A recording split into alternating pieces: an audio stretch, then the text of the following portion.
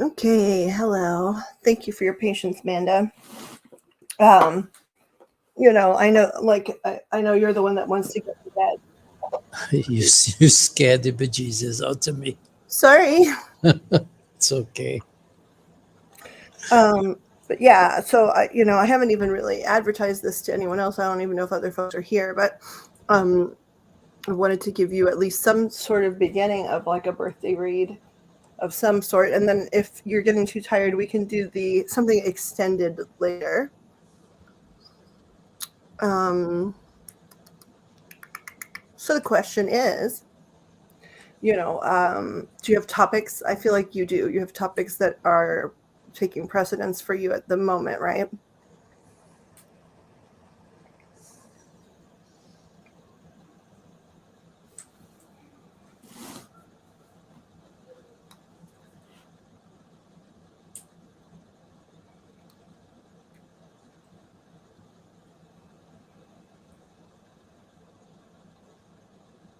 Hi, Night Skies. I love you very much. Get out of here.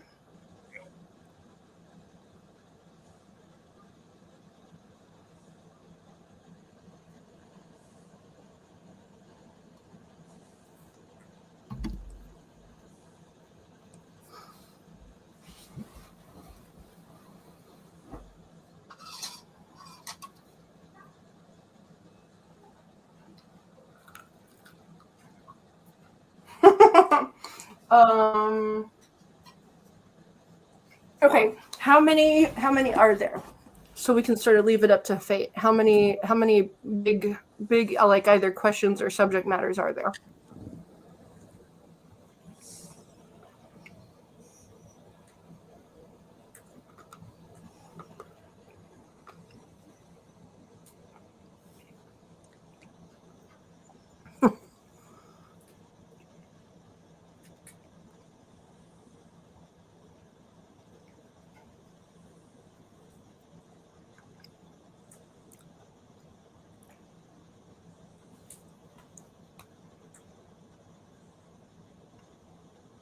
Three. Okay, so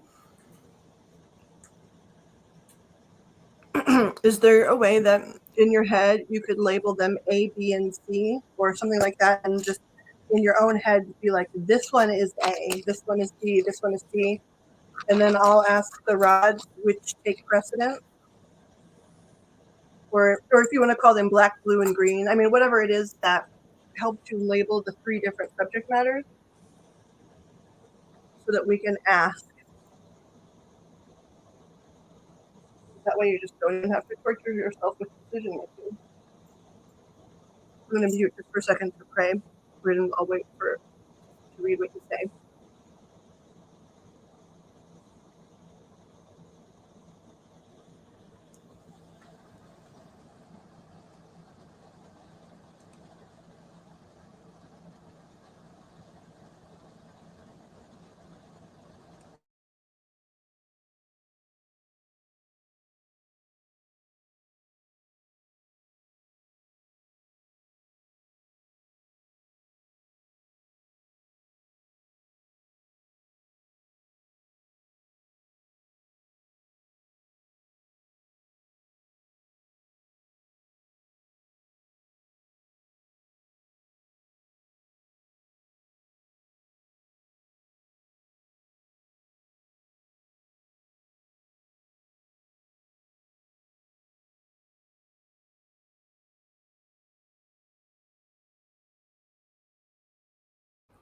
Okay, Mamacita. So you know what A, B, and C are now, right?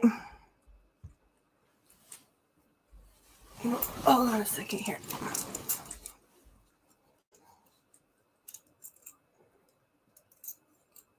Okay, let's get these things organized here. Waiting for you guys feel tapped in. Do I have a celestial being here to help me operate these rods? Thank you. Are you of angelic energy?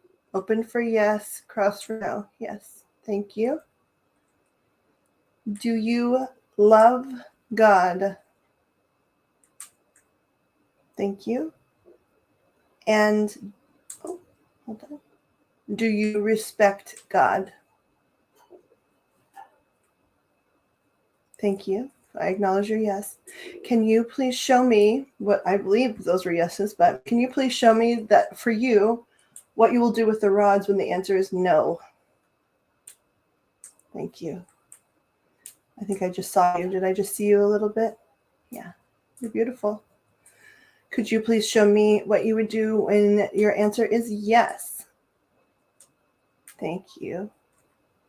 I hope you understand that anytime I go super slow, it's because I know that I am slow and less educated than you, and not that I am insulting you. I hope you understand that. Do you? Okay, thank you. Okay, so Amanda needs to at least have one of her readings today, and she's got them labeled readings A, reading B, and reading C. She has in her mind, hold on, I'm so sorry. She has, I'm so sorry. Are you, let's get tuned back in here. Are you back? Thank you. So she has in her mind what reading A is, what reading B is, and what reading C is. Do you feel like you have a clear understanding of what each one of those are? Yes. Thank you. Okay, I'll ask first. Would you acknowledge that if we were going to choose just one of those readings for now, would you advise us to do reading A over the others? No? Okay, thank you. If we could do just one reading for now, would you advise us to do reading B over the others? Yes? Okay, thank you for your yes. I'm going to ask the other question just to make sure. And if you were giving us advice and we could do one reading, would you advise us to doing reading C over the others? No. So you believe reading B is the wise choice at this time? Yes. I'm very curious. I feel like I'm hearing you. Talk to me, are you? Is it somehow related to like love, relationships, and okay. Thank you so much for your help. Are you available to be around later to help us if we have further questions? Thank you. Oh, I heard you say happy birthday. Did you say happy birthday to Amanda just now? Yeah. Are you one of my 3 primary archangels? I didn't think so. Are you one of her primary archangels? Yes. I sort of thought so. I think she has Jophiel, Hanael, Uriel, maybe? I think that was it. Who are your archangels, hon?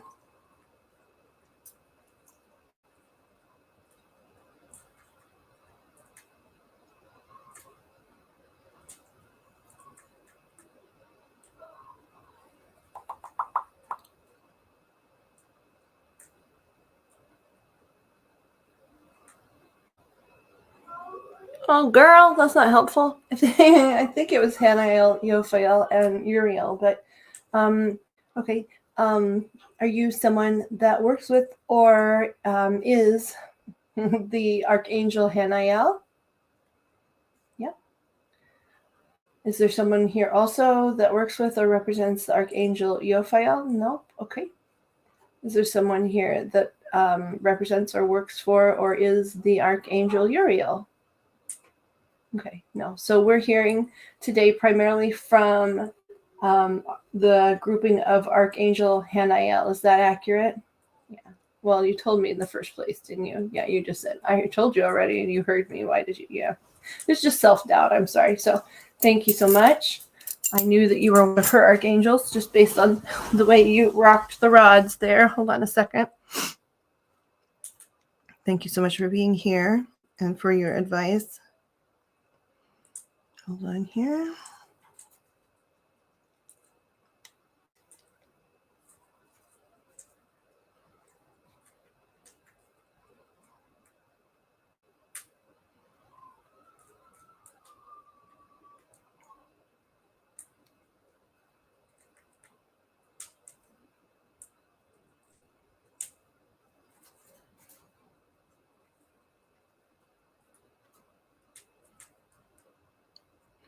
Archangel Hanael is the archangel of intuition.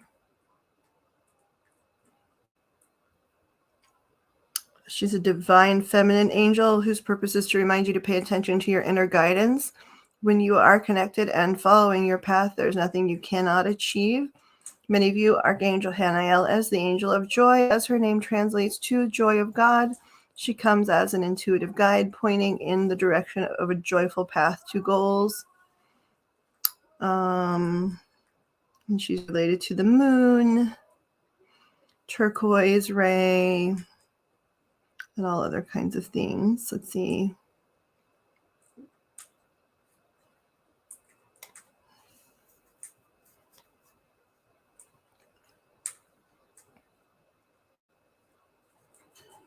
Okay, that's good enough for now.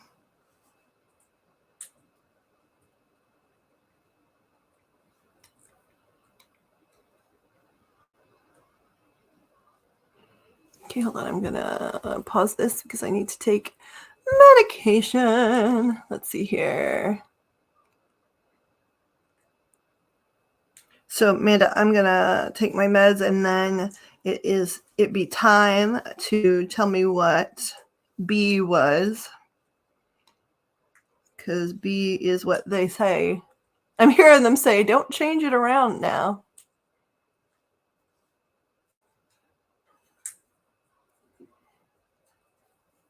A little long? What do you mean? 2-hour nap is not long. I don't know what you said about naps, though. I missed all of it.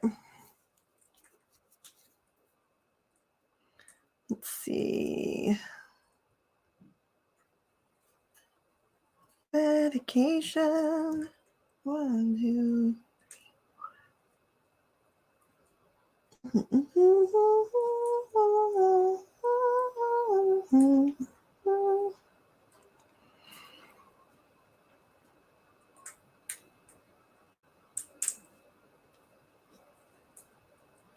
Plus, when you sleep, that's your time to heal. No, people cannot heal without sleep. They cannot connect fully, without resistance, right, to their higher powers without sleep.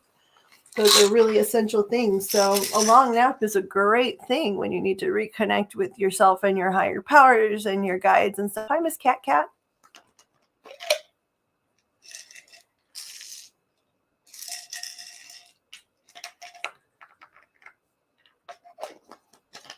Popping them pills. Pill popper. Okay, throwing that in my cleavage. Oh, yeah.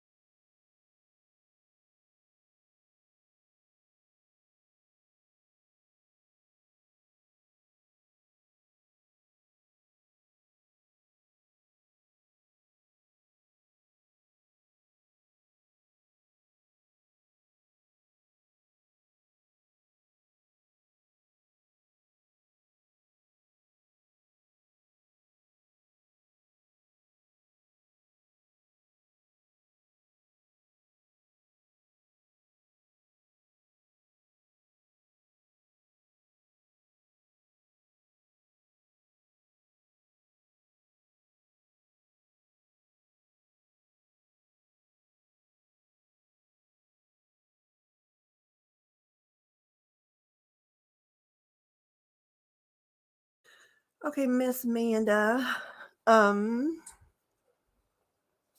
What is, excuse me, now I've got the hiccups. Put a piece of butterscotch in or something to try and stop them before they start like big time. Jamie, where's the butterscotch? Damn it.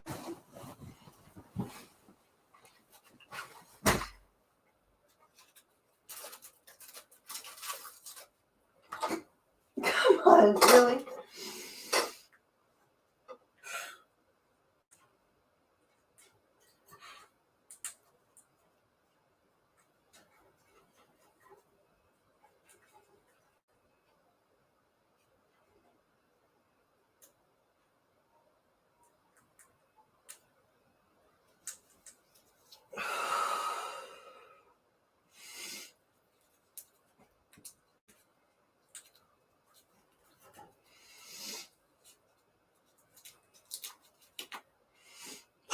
See?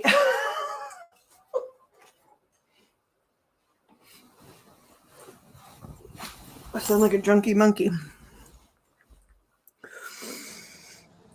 Are you okay?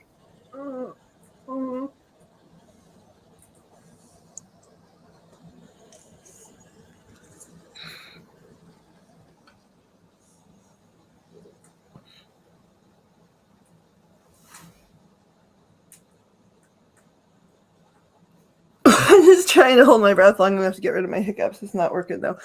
Miss Amanda, what is what is question B, my dear?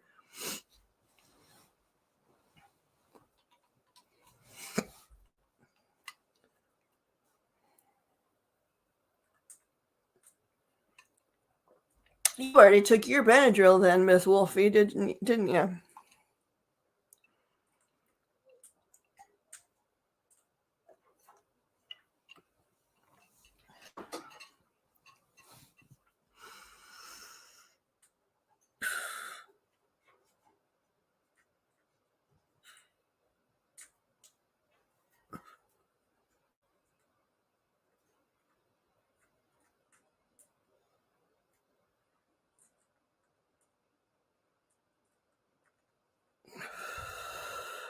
That would do it, especially if you're not used to it yet.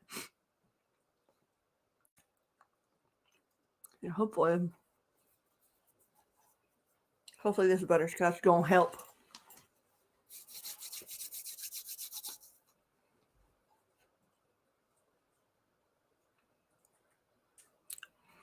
Okay. Before I tap in, Jeanette, she's crossed over, yes? I'm trying to pick up the right deck.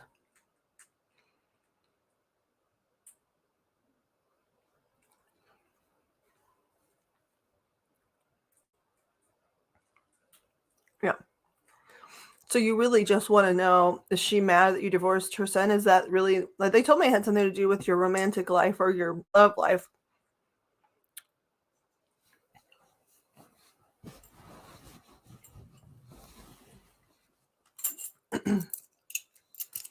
Okay, again, let ask only work with those of the light and from the light, of heaven and from heaven.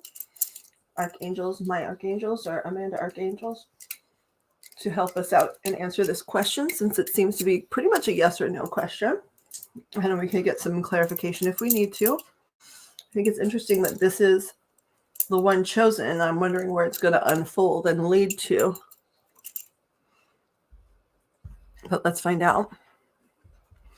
So Amanda would like to ask a question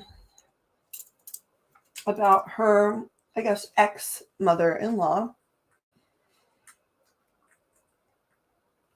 I get situated here. Is okay. Hold on, we're loading. We're really loading. What are we pointing at? Let's. I only wish to speak to angels, archangels. Those are of the light and from the light. No humans at this time, please. I know I'm a total snob. Is there a celestial entity here helping me with the rods? Thank you very much. Do you love God? Thank you very much. Do you respect God, source, any name for that? Thank you very much. Are you a type of entity that is allowed to lie to us? Thank you. Amanda has a question about her former mother-in-law, Jeanette. Jeanette is on the other side. Was that Jeanette trying to touch the rods? I thought so. She came right in, right? Now, if she came right in, is that because my angels and archangels, did you give her permission to come in? I'm going to need a bigger answer than that if that's possible. Did you give Jeanette permission to come into our experience? Thank you. And you deem her a safe person to come into this experience. Is that correct? Thank you. Now, I would prefer if the angels and archangels would answer for her, but the fact that she came here so fast tells me what I think I need to know. But the question for Jeanette, if you guys would answer for her or give her answer, is Jeanette angry with Amanda for divorcing her son? I already know the answer is no. It's a big no. It's a fast no, especially when she came here that quickly. I knew that she was like, wait a second, what are you worried about?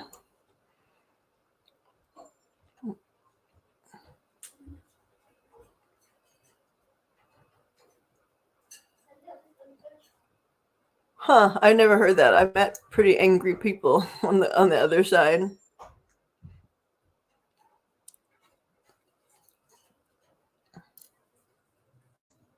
Huh, we have very different viewpoints on this. Okay, so Amanda, she said no. Do you have other questions for her, though? Because she's here, and the archangels are going to continue to operate the rods.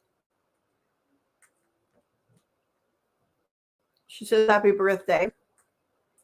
I think she just called you Puddin'. Was that Puddin'? Yes. I don't know if that's something she said all the time or not.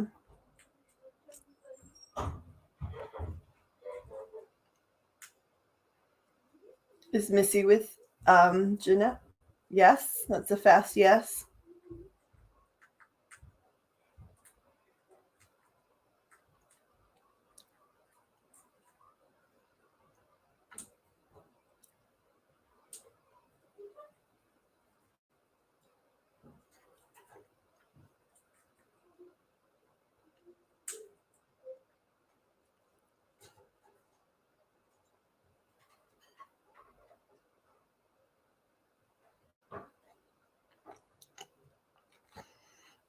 Amanda, I feel like there's a question you really want to ask. And you're not asking. I don't know if that's true or not. They're saying yes. If you want to text it to me. Oh, it's hot pink, Mamacita. But thank you. I mean, it's like purple and blue and magenta, but I really appreciate that.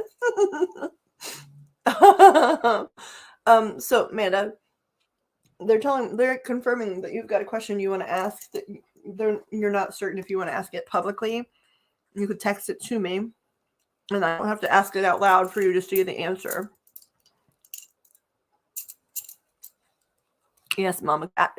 It's purple and magenta, and like I put blue on top of pink to sort of create different colors and dimensions and things. I'm sure she did. Based on the way she ran in here. I feel like yes, but okay, do I still have an archangel or angel on the rods, please? Thank you so much. Question is, okay, well, we can ask it two different ways. Does Jeanette currently know what went on between Amanda and Chuck? Oh, big yes. Okay. At the time, did Jeanette know what was going on with Amanda and Chuck? No. I felt like we needed to ask that two separate ways. Was there a time that Jeanette wondered about how things were going with them? Okay. Did she ever have any kind of inkling at the time of some of the things that he was capable of? No. Because it's really hard to see that about someone you love, isn't it? Yes. Yes. Did at the time would she have understood where it came from if she had known it was happening? Yes. I heard his father. Did someone say he learned it from his father? Yes. Well, I'm sorry for you, Jeanette, if that's the case, but I know you've been in a good place for a long time now. Now, so from where you are now, do you have a better understanding of what happened between Amanda and Chuck? Yes. Okay. Do you understand with clarity the parts that were Chuck's responsibility and fault, however you want to phrase it? Yes. And do you understand with some clarity any parts that were Amanda's fault or responsibility, or however you want to put it? Yeah. I think I heard you say, was this you that said he did the lion's share? Was that you? Yeah. Thank you. So he did the lion's share of creating trouble and trauma. Is that accurate in your opinion? Yes. Did you say, oh, my puddin', I'm so sorry? Yes. Let me see what's going on here.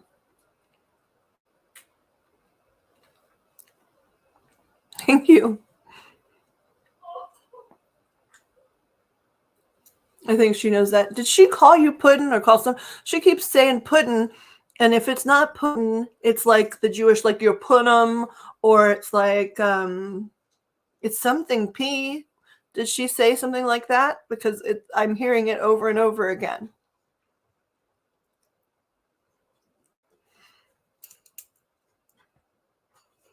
I think I heard you again. Miss Jeanette, do you know Amanda loves you? Yes. Did you know back then at the time that Amanda loved you? No. Did you think that some of the unhappiness you saw in her had to do with you? Not necessarily. Okay, that's good. That's good. And Amanda feels like she misses you? Yes. Was that you that said, you don't have to miss me? I'm around? Yes. Okay.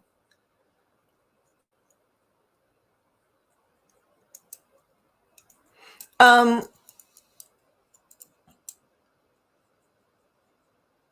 you know that actress? I keep hearing her voice. I know that Jeanette's voice is not exactly like this actress, but there's some sort of similarity in at least the way I'm hearing it.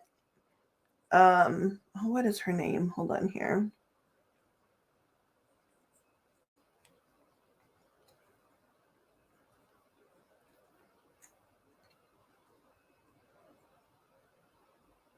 Jennifer Tilly.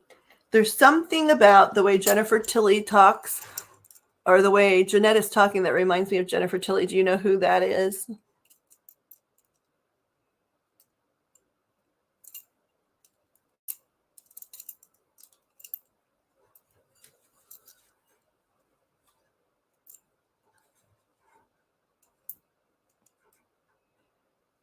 Is there a similarity? You're just saying you know who she is, or are you saying there's sort of a similarity? It's I don't think it's like, Jeanette doesn't sound as like high pitched, but she sounds like she sort of has that rasp. And there's something about the way Jennifer Tilly speaks. Let's see here.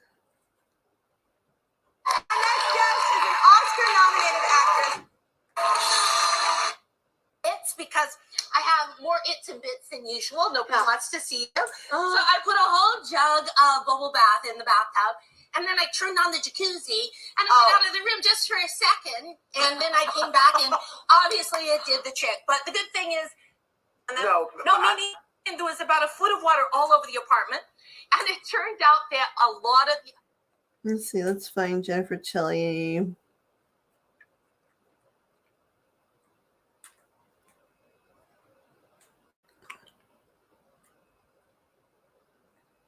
I haven't had any trouble with this outfit. This is her and Johnny It's Carson, together. like back in the I went 80s. to the awards and I didn't win an award, so I thought I'd These wear awards it are on the national cable. TV. Yeah, awards for cable excellence. Yeah. What are you gonna do? Nothing. Trick? Oh, yeah. No trick. Okay. Were you up for an Ace Award? Yes, I was nominated for Best Actress in a Comedy Series. I was nominated for Best Actress in a Comedy Series.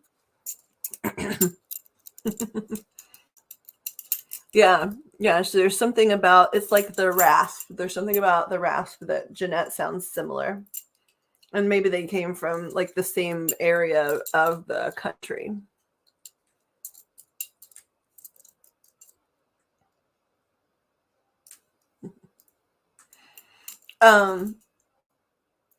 Amanda, what else is going on? Because there's a lot going on for you emotionally right now. Okay. I knew. Okay. Here. And then there, the question landed. Okay. Let's read. This is, I don't know if we've got somebody else. Do we have a different angel on the rods? No. Has a human been given permission to use the rods? Yes. That's how it felt. Thank you. Archangels, do you guys verify that you've given this person permission? Can you let them take over for just a second? Archangels, did you give this person permission to use the rods?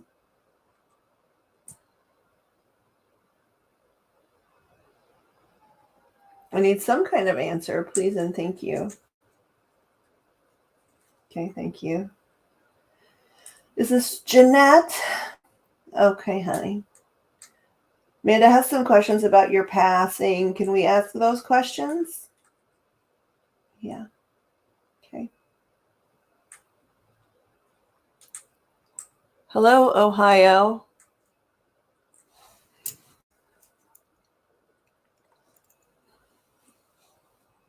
Welcome. If you're a relative of mine, I love you. And please go away. If you're not a relative of mine, I love you. Please stay.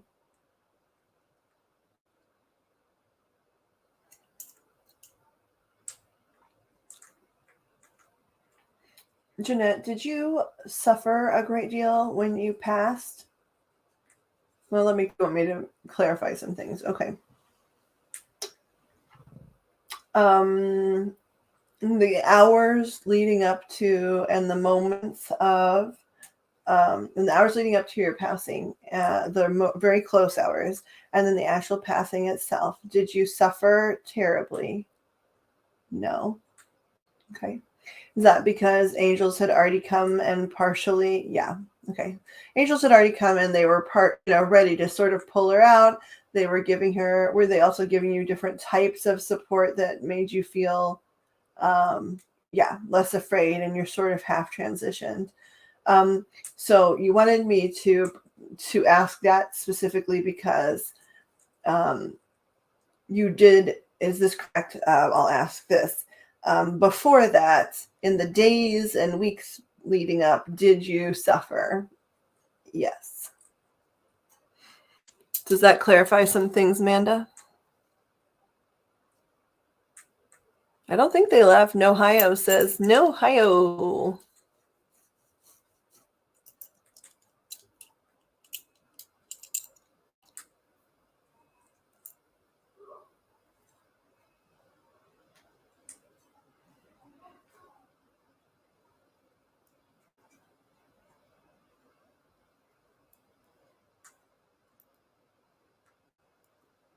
I already heard yes, but I'll let you see it too. Okay. Jeanette, at the time leading up to and during your passing, were you aware that Amanda was present? Big yes. Big yes. In so much as you could potentially be happy during those times. Were you happy to see her? Yes. You felt, just heard somebody say, I felt loved. Was that you that said that? Yes. Okay. And did it make it somehow, did Amanda's presence make some aspect of needing to leave soon easier? Did it ease some things? Yes. You needed to, did I just hear you right? You needed to know that, things were still pretty good enough between you that she would show up. Is that sort of what you just said? Yes. And so when you found that out, did you say you were very pleased? Yes. Thank you. Is that like an archangel's or angels like foot or something I keep seeing along the, yes. Okay. Thank you.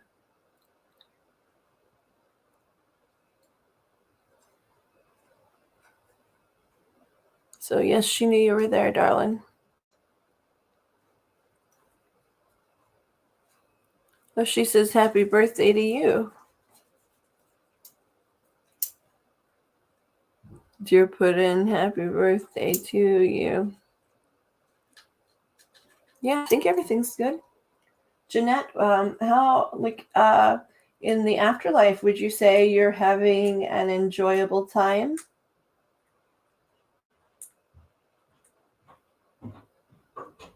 Do you have a lot of freedom in terms of choosing your activities and the things you stay involved in? Yes. Okay.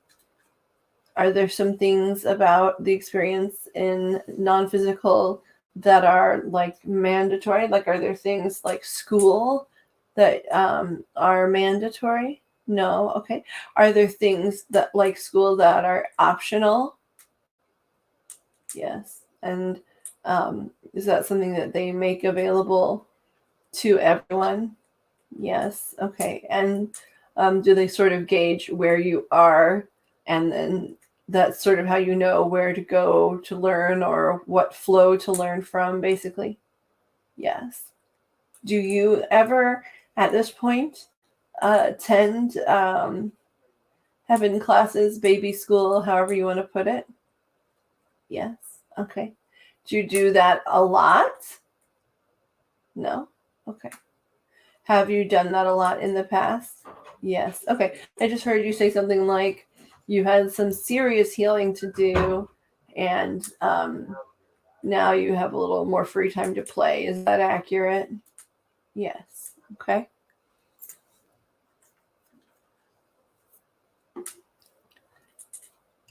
Night Ohio raid.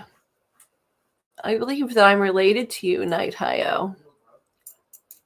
And I need you to leave, but I love you. Hold on for a second.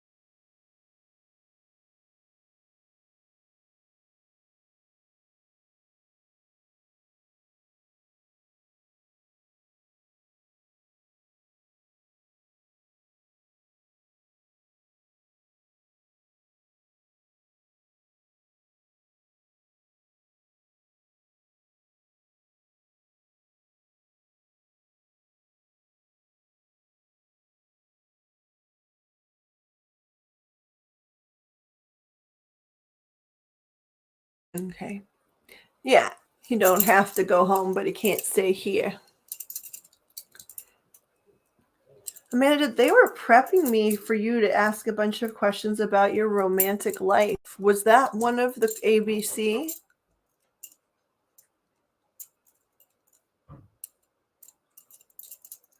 Hi, Pix. I was hoping you could come, but I know that this is 2 days later than I originally intended to go live, so I wasn't sure. I thought Friday might be a good chance to get a lot of y'all, though. No, that's so interesting. I wonder what that is. Maybe it'll turn up for someone else or something.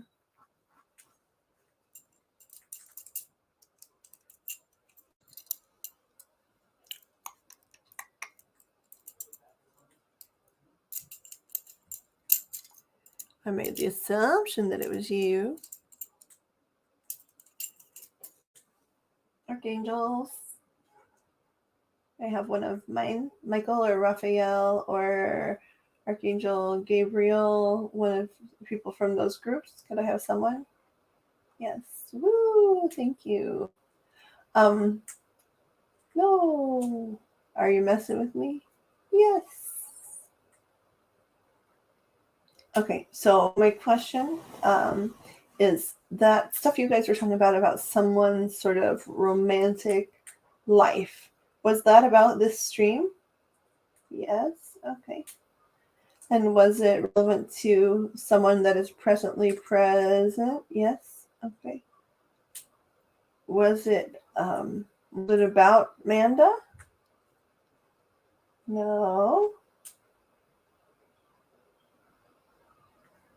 I ask you in my head. Was it about?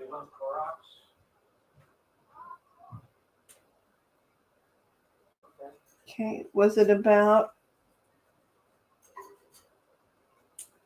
Okay. Was it about?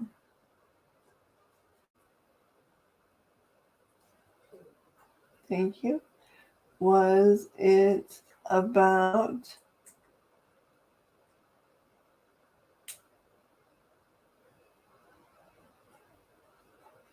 So it was mostly about and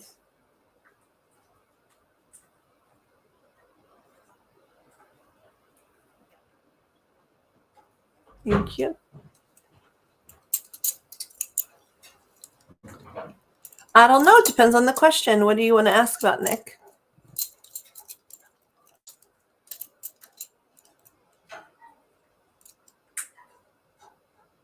Thanks, Mamacita.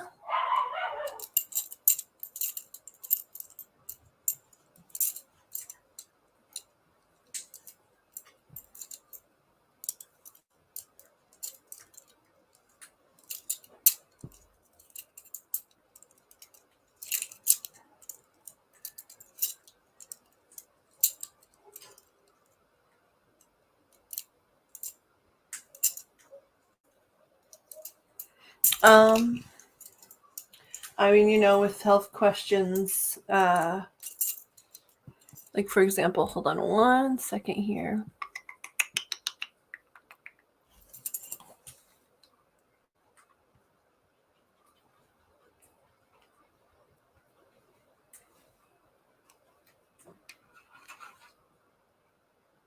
Come on, phone. Cooperate with me.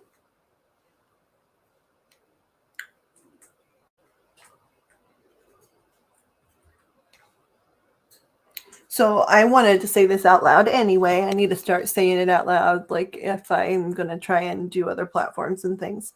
So I want just to say, I trust my guides immensely, but am of course not a perfect person. Please take this information given with love into account, but do not let it be your only source of information and assistance. Do your own research, consult professionals, especially for matters that relate to your health and safety. Please let these readings serve as entertainment, joyful engagement, and topics of contemplation, but do not ever allow them to serve as the last word in any decision-making area. Okay, so that is just this. I needed to say it anyway. They were telling me earlier, so we can ask about Nick. We could do a reading on Nick. What just happened there? Okay. I mean, my gut says, like, before I even check, it sort of says yes, just because of how quickly he really bounced back from that first time, you know. Now, maybe he bounced back so quickly because maybe they weren't as thorough as they needed to be, so they missed some stuff, because he sure seemed to bounce really quickly, especially considering the type of surgery he had. Like, it seemed really fast. But do I still have archangels here? Yes.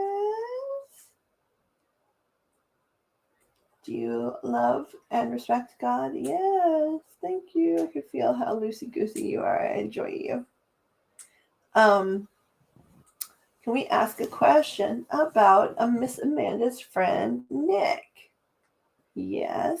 It is a health-related question. Is that okay? Yes. Okay. His cancer's back. Did you all know that? I'm joking. Of course you do. Yes. So Amanda wants to know if he's going to be okay, but you know, there's so many different ways to be okay. So, is Nick going to be able to get? Is he going to be able to get rid of this most recent cancer diagnosis as quickly as he was able to get rid of the last one? Yes, sort of. Okay. Do you consider this current health predicament he's in, is it more serious than the time before? No. Okay. Is it something that's going to require a lot more surgery than the first time? No. Okay. Is it something that's eminently life-threatening? No. Okay. Is it something that he could battle? Well, first of all, do you foresee that he is going to need to do treatment like radiation or chemotherapy? Yes. Okay. And is that for this particular, like the newest cancer diagnosis that he just told her about? Is that is the treatment, the radiation or chemotherapy, is it for that? Yes. Okay. And will he have to do that? I'll break this down, but the question is, will he have to do that extensively, or will it be just sort of like one round? So will he have to do extensive treatments? Okay. Will he have to do just like, whether it's radiation or chemo or both or whatever, will he be able to get this completed and become healthier in just one round? Yes. Okay. Is this something that is this gonna come back again? Is it, I mean, I understand things change and people make choices and things change, but after this particular battle, is it going to come back again? Yes. So he's, like you just showed me, he's gonna bounce back and forth in terms of having cancer. Is that correct? Yes. Okay. Are any of the cases in the next 5 years anything that at this time you foresee being something that would cross him into non-physical? No. Let me see what she says here.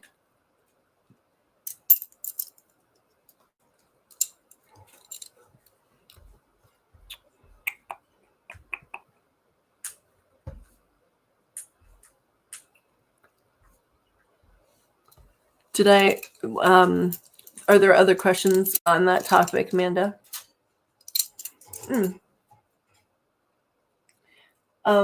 Did Nick let Amanda know that because he knows it's important to her to be kept in the loop about his well-being? Yes. Okay. Is he in any way notifying? Okay, hold on. Whoa. Okay, that was very distinctive. Okay, can we move this back to pointed forward?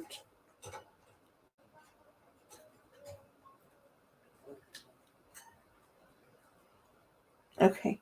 Was that in response to someone's thoughts? Yeah. Was it, since this is Amanda's reading, I'm going to ask about her first. Was that in response to some questions she had in her head? Yes. Okay. What question did you ask, Amanda? Because it was this really weird. I think it might have been they were like trying to answer my question and your question.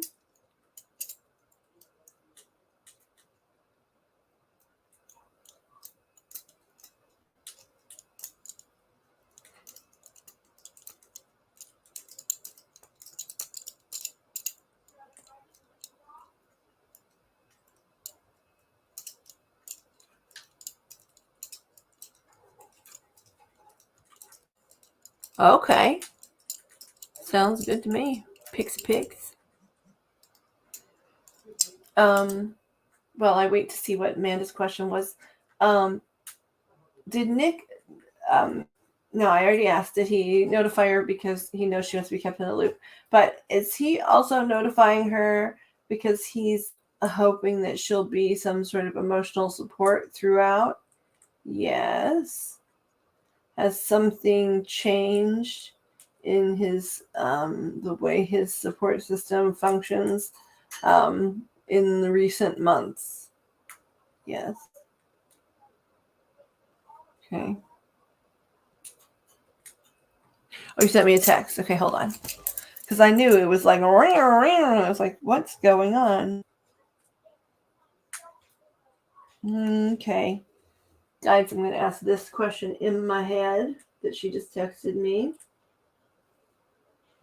It'd probably be smart too, Amanda, for you to clarify, like, based on the question you just asked, what kind of that is. Like, just clarify some of the things, the types of things in there. But I'll ask that question. Guys, were you able to see the question Amanda just texted regarding Nick? Yes. Okay. Thank you so much. I'm gonna think the question in my head then.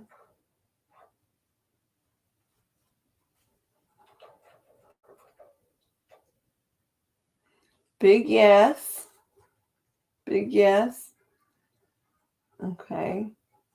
And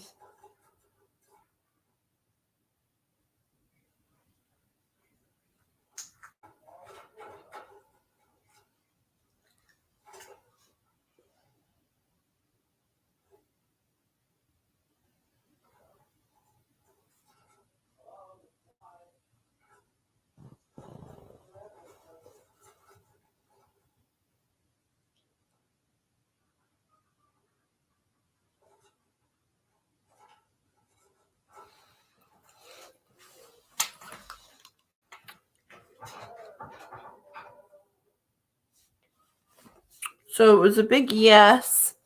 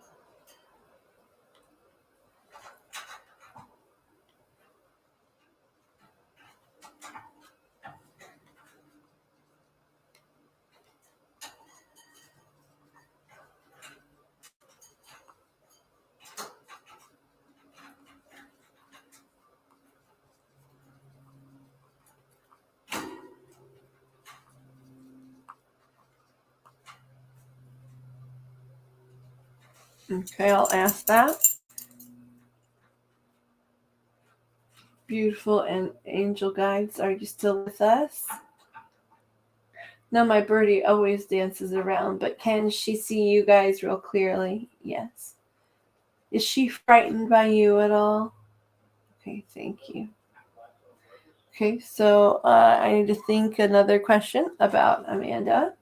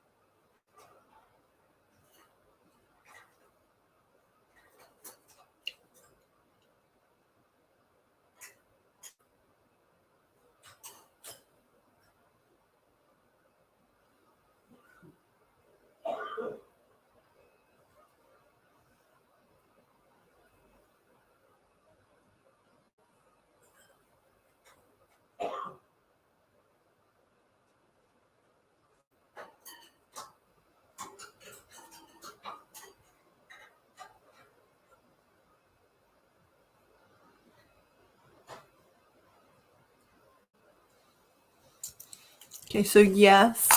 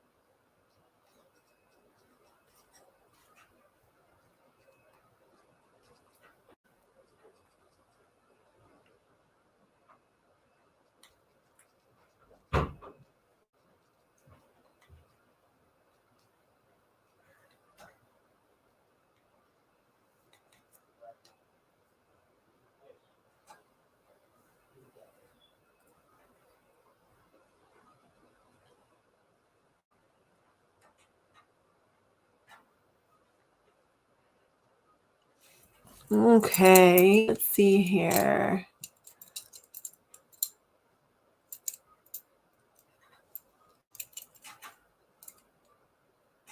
Wolf, let the dogs out.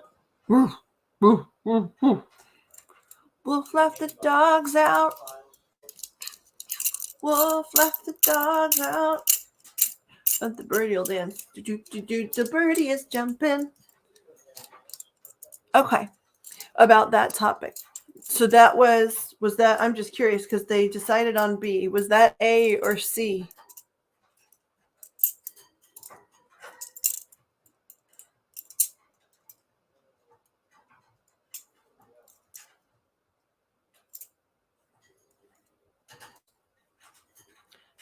Boop, boop, boop, boop, boop, boop. So regardless, you are due a birthday private read anyway. And so, we'll figure that out. I'm gonna pull you some oracles right quick, and then I think you're gonna go sleepy kind of soon, it seems like, and I understand that. Okay, which one first, y'all? This one? I'm surprised, but we'll do it. Okay, this is for Miss Amanda Campbell. She just had a birthday. We're looking for advice. We ask her angels and archangels and guides to come with my archangels and angels and guides and give her great advice for the start of her next year of life. And we're going to do pull an oracle from a couple different decks. So this is just us asking, could you guys please give us the best advice, give Amanda the best advice in terms of, let's keep the topic on her upcoming year, on the upcoming year. So instead of it being maybe quite as specific, can we keep it about advice for the upcoming year for Amanda? Amanda Campbell. Please, guys, we're just looking for one from this Oracle deck. Oh, I threw too many. I threw like 84. Let's see here. Okay. That came out like it just flipped over on its back. You got two, and they flipped like somebody reached out their hand and did it. So you got, first of all, you got the infinite. Hi, Birdie. Sorry, the birdie scared everybody, but she's saying hi. So the infinite, hold on one second. The infinite, the eternal life force, cycles of growth, rising from the ashes, many deaths and rebirth within one's life. You are so much more than your physical body. The beings in Lemuria are said to have lived for many hundreds of years, as they were only partially incarnated. Their bodies were much lighter, less physically actualized, and less affected by aging. They were also aware of their infinite nature. The Lemurians were multidimensional beings and regularly traversed realms other than the physical, including the places before and after death. As we become aware that we are so much more than our physical bodies, we may experience a sense of the eternal. Thus, fear around death gives way to recognizing new beginnings. So we remember what is real and focus on what we wish for this life. Whatever we believe will happen when our body goes back to the earth, we can live to the fullest while we are here in this incarnation. You may feel like you have led many lives and expressed different faces to the world. We can experience many deaths and rebirths as we allow outdated parts of ourselves to fall away.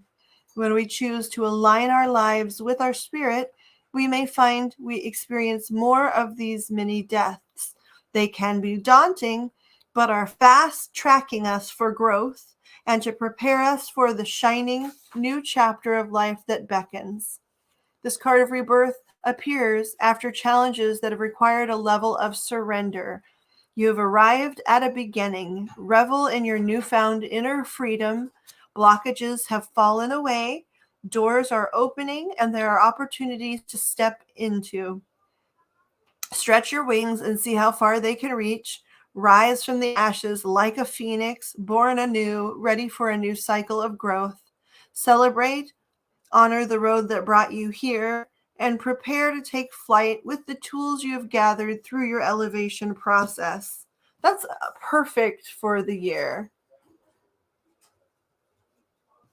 That's perfect for the beginning of a new year.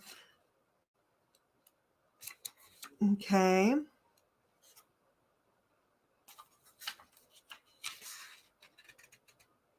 Okay. The other one is surrender.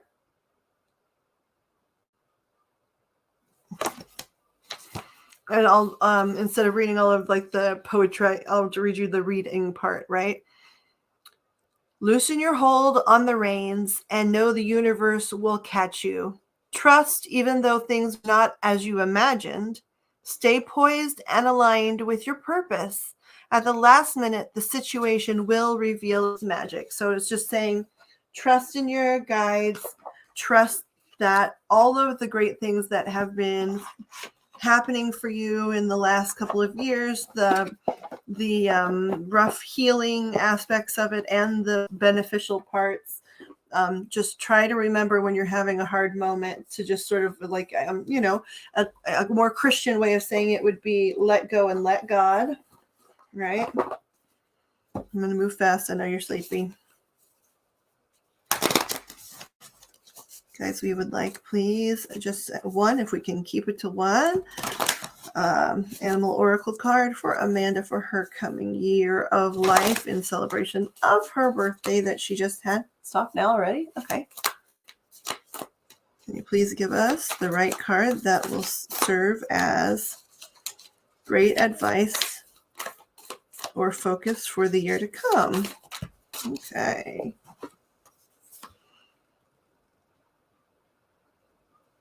Is it this one or this one? This one. Okay. You got Buffalo Spirit.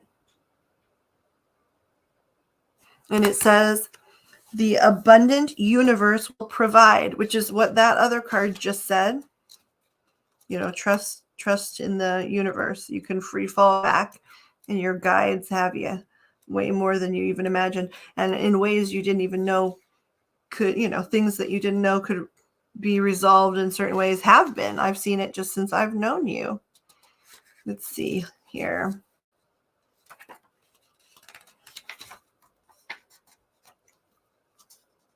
Okay.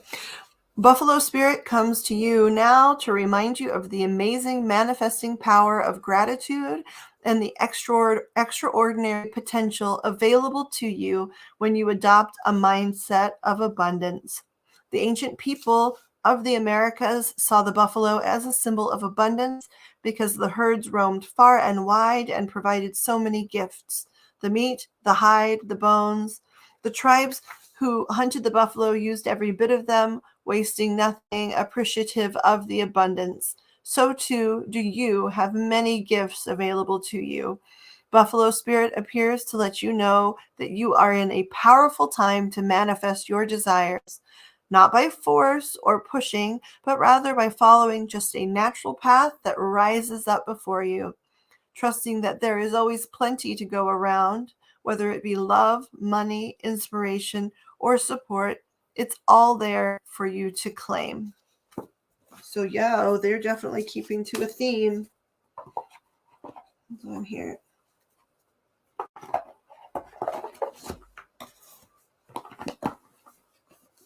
Oh, come on. This is the last one, Sleepy. This is just universal love. Y'all, this is the last oracle deck for Amanda for tonight. Could we please give her a great card of your guys' best advice for her year to come? You've been very thematic, so I trust that you will either stick to this beautiful theme or add to it. After this one, stop. Okay. This way. Okay. I know these are slippery. Okay, already. The Gateway. That's pretty.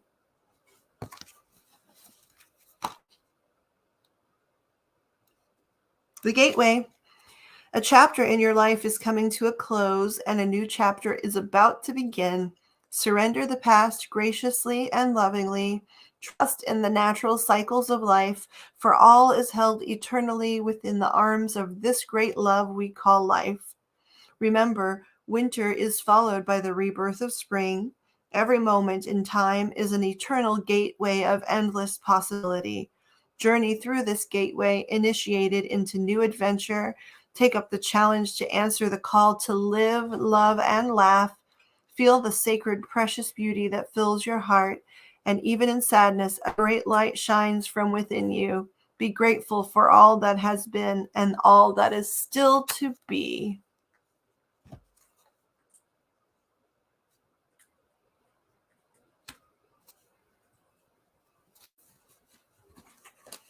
So they stuck on theme, Mamacita.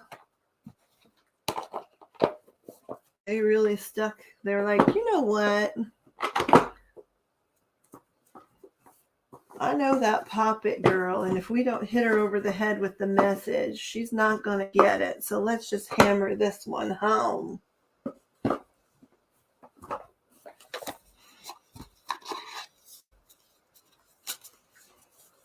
Yeah, me too. I'm shuffling these only because they're silly. They're Juicy Living cards by Stark, and so just I knew you'd be like tiredly saying your goodbyes, so I just was like, what Stark card will she get? because she talks about living an abundant life, all humans, but she often writes specifically for us ladies about how to live lusciously and juicy. What is this one? Being a Succulent Wild Woman by Sark. Be delicious, be rare, eccentric, and original. Make more mistakes. Eat mangoes naked and lick the juice off your arms. Describe yourself as marvelous. Tell the truth faster. Discover your own goodness. Paint your soul. Celebrate your gorgeous friendships with women. Smile when you feel like it. Don't when you don't. Investigate your dark places with a flashlight. You are enough. You have enough. You do enough. You are a delicious, succulent human being.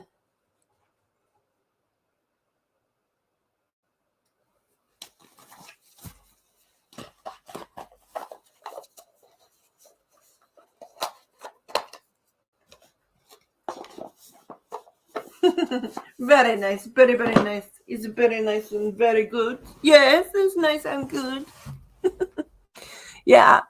I have this whole, I bought this whole thing on Etsy, this collection of Sark books.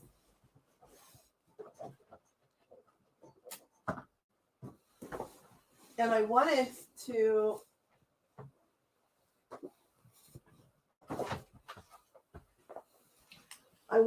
maybe do little short videos about, about some of her subject matters. And I got some of them intentionally, like when I bid on this lot, some of them are multiples. So like I got 2 inspiration sandwiches, stories to inspire our creative freedom, right? Some of them I've given away already, but I got 2 of these living juicy daily morsels for your creative soul. And there was something else because I've moved some of them away. But anyway, there's other, and then I have the Bodacious Book of Succulents.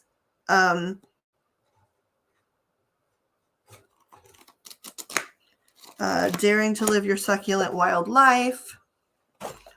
Creative Companion, How to Free Your Creative Spirit. Prosperity Pie, How to Relax About Money and Everything Else. Protect This Girl, Words of Inspiration from Girl to Girl, and then Change Your Life Without Getting Out of Bed. But I was noticing that anytime I even remotely quoted Sark, or when I posted her cards, those little cards, that I got super flagged, and I think it was by her, specifically the author. And so I've kept them, thinking maybe someday do like a raffle or something, and I could give some of them away to y'all.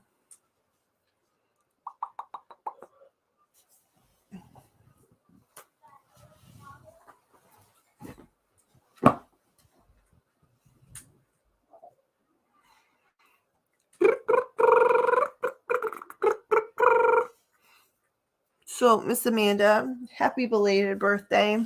Again, I owe you a private. And also, we should go like play in a chat room or something sometime when you are ready to do so. Yeah, sleep beautifully, Ladybug. And happy birthday. Also, I think it was like when I stopped by your TikTok, you have now something like 14,000 subscribers, which is amazing. So that's awesome too. Congratulations. And a brand new studio apartment in your family lot. Like everything is amazing, I think. I'm so excited for you. All of that happened at the like tail end of your most recent year. So it's only going to get better from there. Sleep pretty.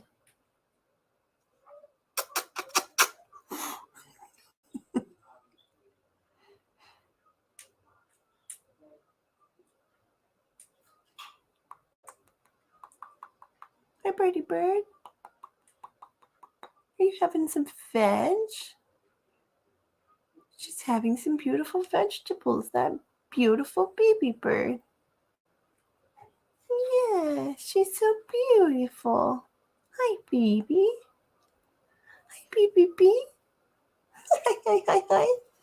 I like your dancing. It's very sassy. Cheeky beaks. Cheeky beaky beaky beaky. Pretty bird. Cheeky beaky. Yeah, thank you. You have a good night.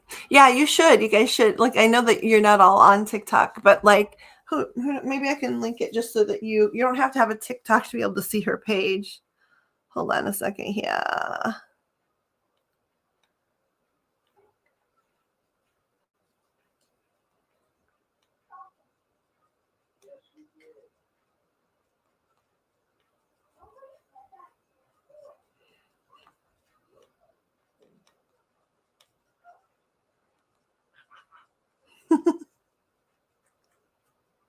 I heard you be a duck. Are you a duck? Yep. Wah, wah, wah. She's being a duck. What a beautiful girl being a duck.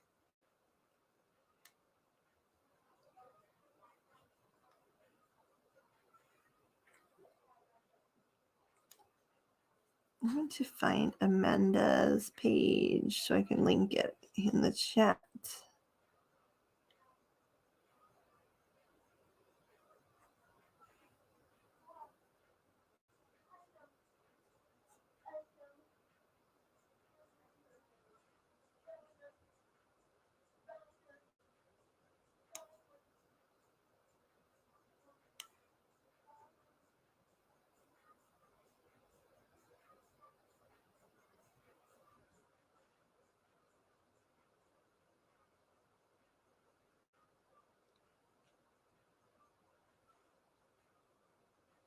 You have a good night too, lady. I'm trying to put your link, it's not little, your link to your TikTok in chat so that people can see it.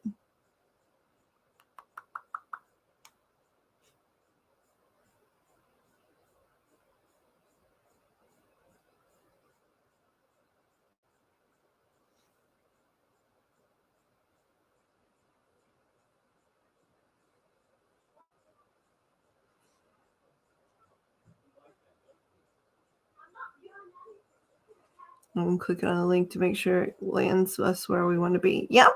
Yeah. And so then you can look at, the stuff she's posted. And yeah, I don't know why I saw, oh, there it is. Yeah.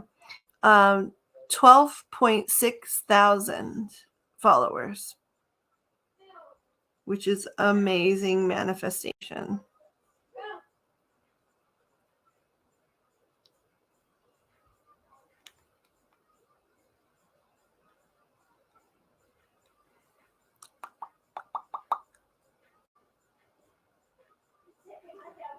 Are you done being a ducky? I'm sorry, I was looking for a link. Are you? Wah, wah, wah.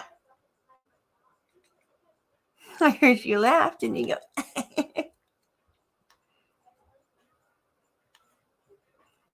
You funny girl.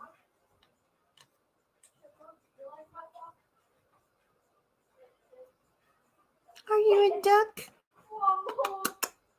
Wah, wah, wah, wah, wah.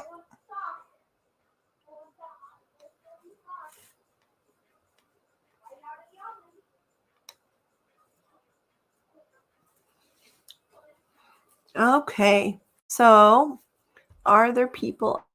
I'm going to move the banner. Hide this one. Here. Can't see the buttons. I can't see the buttons.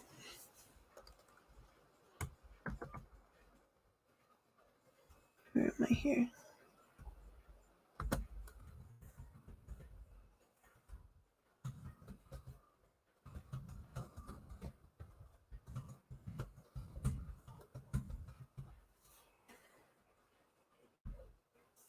So,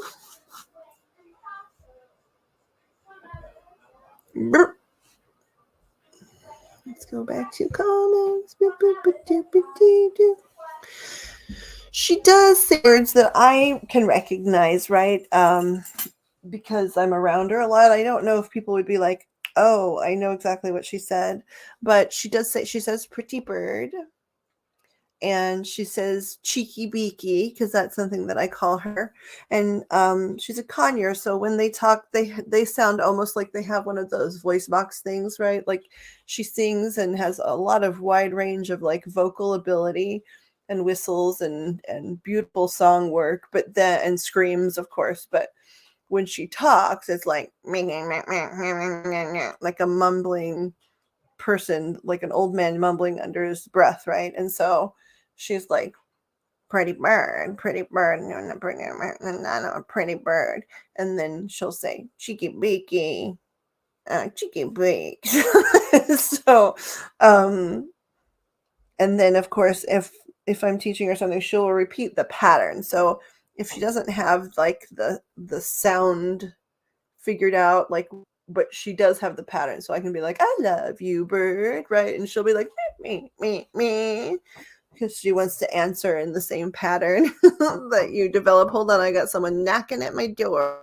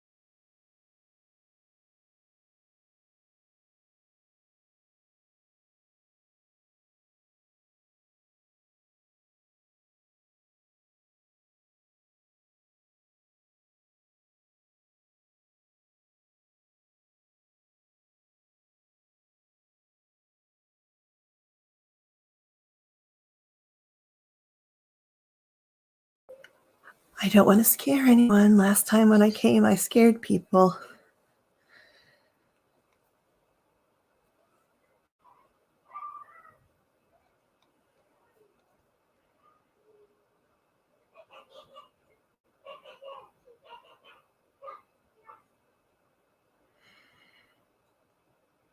Oh, I had a person just write me a love note.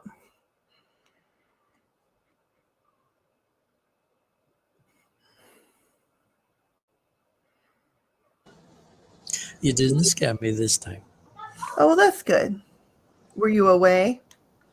Yeah. That's why. Well, You weren't there. no, I'm here. I wasn't away. Oh, well, I said, were you away? And you said, yeah. I thought you said, were you awake? Nope. No, sir.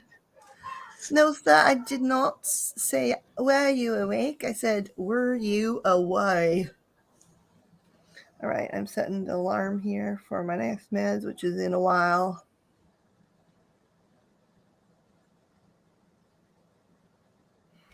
Okay. All right. Hold on. What's going on here? Let me see. But I'm going to mute myself because I'm going to get a snack. Okay. Let's see here. Say words yet? Are we all sleepy? I'm not. Okay. Pix is up. Agree. Cat. Doing pretty good. Been busy watching the grandbaby and making a few Christmas crafts. More hungry than sleepy. My device is dying again. Can't stay awake. Good night. Okay, good night, Miss Wolf. We'll see you soon. Thanks for coming. Yeah, you're welcome. Thank you for being here. Good night. Sleep beautifully. Yeah, the only thing, well, I love 444 for my own reasons, but the only thing that tops 333 really is either 666 or 1313. Okay, hall monster, please move it down the hall, please. Hall monster.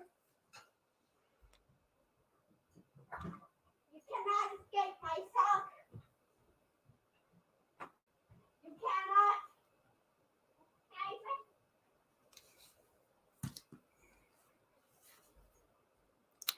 Alrighty. Does anybody else want a reading? Do they want a reading on something that's not for them? That's like, I don't know, about a current event that we're just curious about. We could just do that to pass the time. Or, Miss Claudia, I think you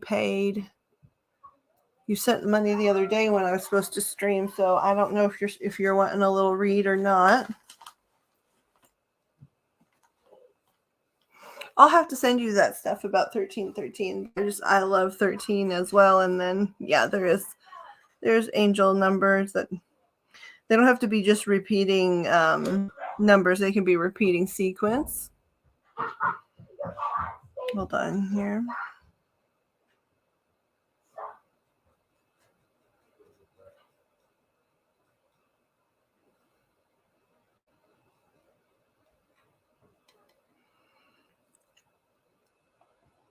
One 1313 is all about growth, progress, and new beginnings. It's also about communicating with the world around you. If you're seeing this number over and over, your angels are telling you that it's important to develop your spiritual side and trust in the universe. It's a heavenly communication reminding you that the law of manifestation is operating in your favor. And it urges you to hand over your fears, worries, and doubts to the universe. So it's a lot about surrendering and learning about manifestation and, a Christianity way to put it would be letting go and letting God. Yeah. Sometimes people talk about it being a number for twin flames. I believe that, there might be something conceptually similar to twin flames, but I don't buy into like the marketed, well-packaged, Hallmark type version of that.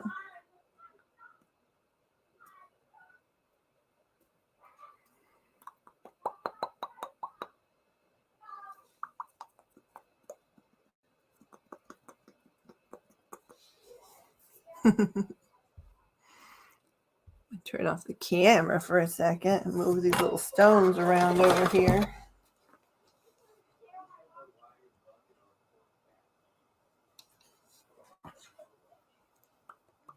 Little birdie. Little flirty birdie. Oops, sorry for the noise. So this is the weekend for almost everyone, isn't it? Which is great. I just realized it's like Friday night into Saturday morning.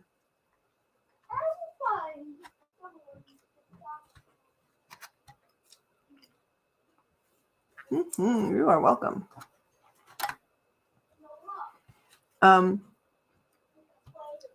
am, of course, curious about if you got any text messages earlier today, Ms. Wolf, and how they were handled with, somebody that might be being aggressive.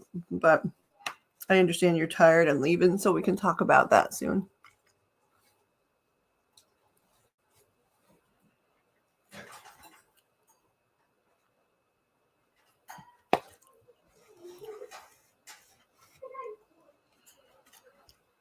Pixie's been like, I think we need to start calling you Pixie Elf around this time of year instead of Pixie Dust, because you always are like working in Santa's workshop around this time of year, making so much stuff.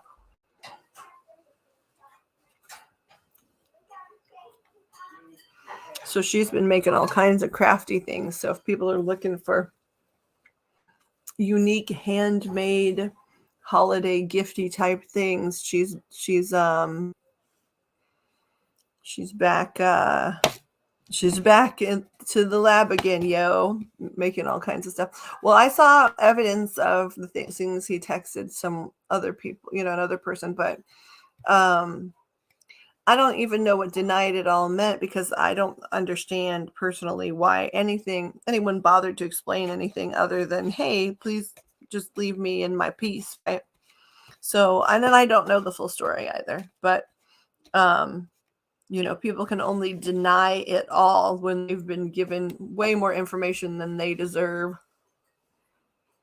That's a little pixie. Yep. That's a little Tinkerbell for Pixie Pix.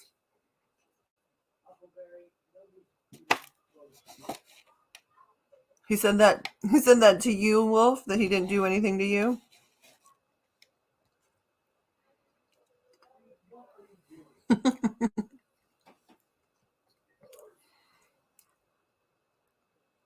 What are you making, Pix?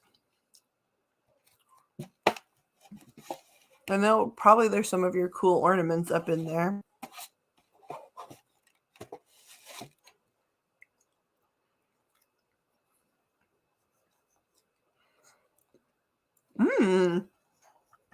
Well, that's fun. Which son? Number one son or number twin sons?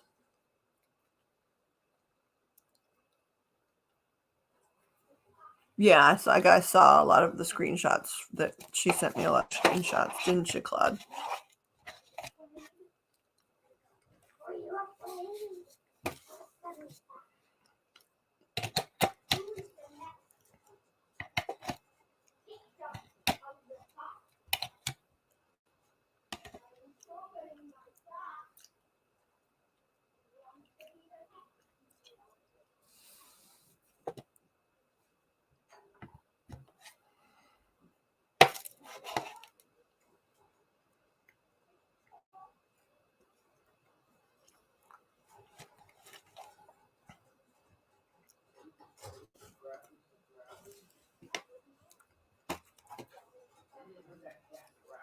I think that's sort of a good thing that you didn't, because honestly, giving someone a full explanation that's wronged you so terribly just gives them power that they don't deserve. Literally, you read us something from the texts that he sent you the day before, and whether or not everything else is 1,000% true is irrelevant, just based on the way he was speaking about her. So he was not trying to help her if he was speaking about that way. I made them some ornaments, a door wreath, stocking holder. Okay, twin. Because I knew that your oldest bub, has a new apartment. So I thought maybe he had roommates, and then I knew Holton went away for, some school stuff. Some Santa sacks. That sounds fun. It's actually Ace, Cat, Horace, Moses.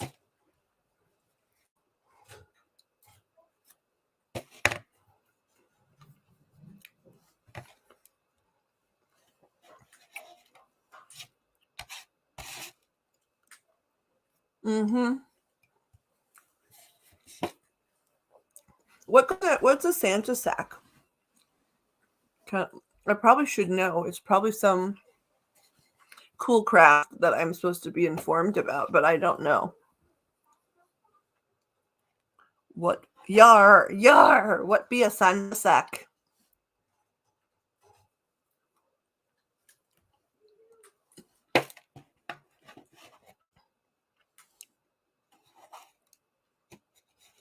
No, he's sly as a fox. That old guy. Pale pink Christmas village. A Santa mailbox and little road signs. I want to see pictures of all of it, of course. I'm curious about the pale pink Christmas village, though. I've gotten into pink way more in the last few years of my life than I ever did, like even as a little kid. Like, I kept thinking, no, that's too girly or whatever. And now I'm like, is it pink? Secretly, anyway. How has he been liking it? Or feeling about it, I should say. I said liking it as if I assume that that's already the case, but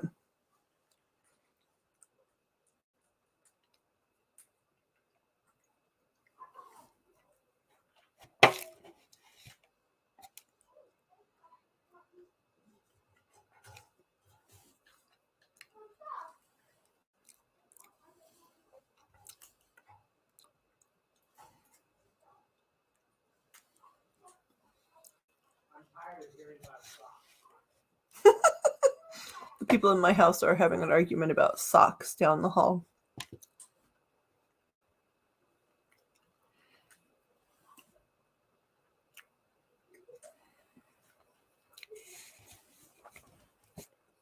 I think it's even better. I think it's EMT, right?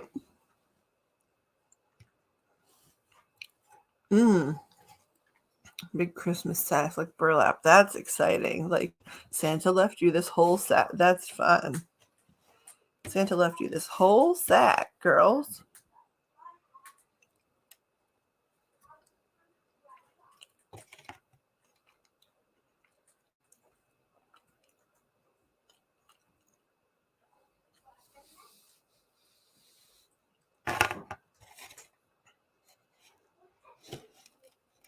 What does everybody think? What is everybody's most fixated current case, since we're just here chilling and kicking it?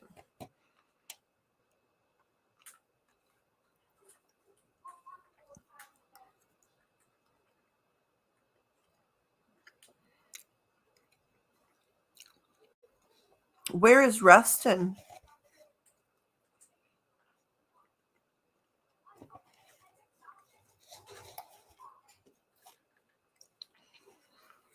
Fire is scarier than EMT, I feel like.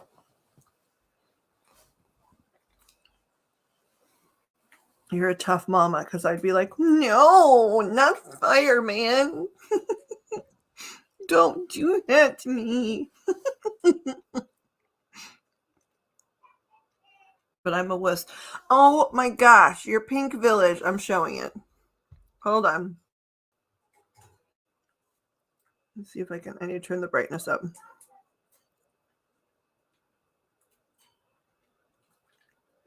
Look at this pink village. I'm going to zoom in and then move over. That's one part of the village. Here's another part of the village. And another part. Let me zoom in. Oh my gosh, this is so stinking cute, Pixie. Look at that one. It's got like a brooch or something that looks like the sort of door decor. And then this is the cafe. Isn't that just the cutest thing ever? I love that they all have chimneys too. Well, that one has chimneys so that Santa can come in. Yeah, the other one does too.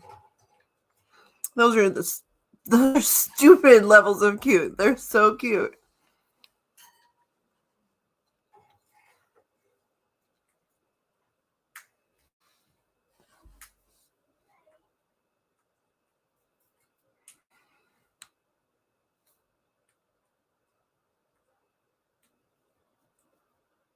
Oh, my question was, I was just curious in terms of all the cases, because I know everybody here is sort of true crime folks. I was wondering about all the current cases, if what people are the most tuned into.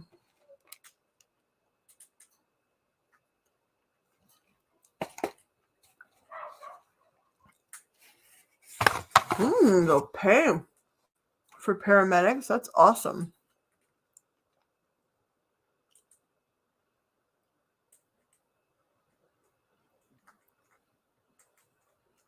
Cobblestone Cafe is the name of that one. And then, a wreath.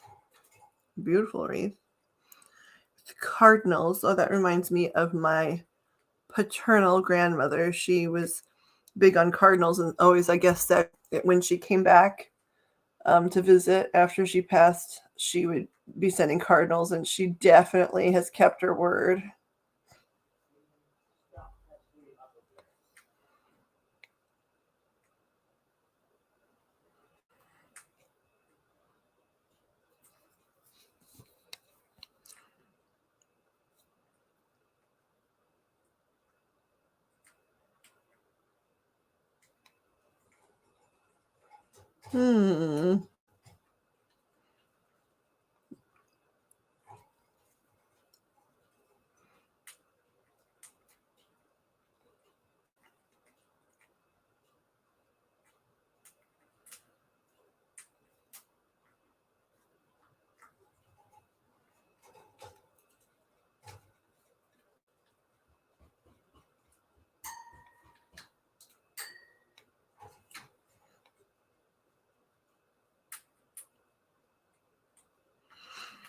So the Idaho 4, of course, I've been watching, but now I'm into this, and I feel really connected to it. So I'll be interested where this leads, because the other stuff, of course, I want to follow and learn and,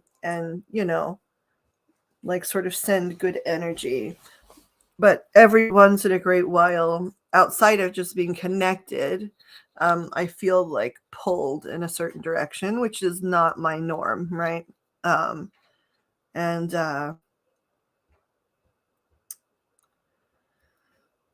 it's the little girl out of North Texas. Is it Wise County?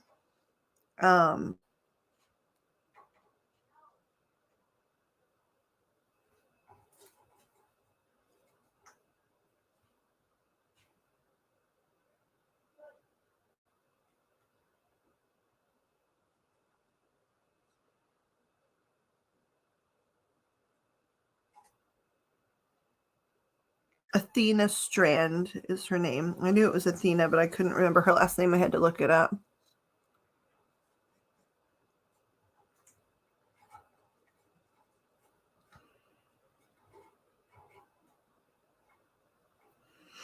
Oh, stocking holder. That's so cute. I'm showing this too. So Pixie's got all this stuff. Hold on. I'm turning it upside down. No, okay, there we go. Now it's facing the right way. That's cute. And then, of course, we do have some, I'll probably try and get some information up just for the general public, because we have some plucky little Poppet merch still, and we have some mod squad merch that could still be gifted, etc.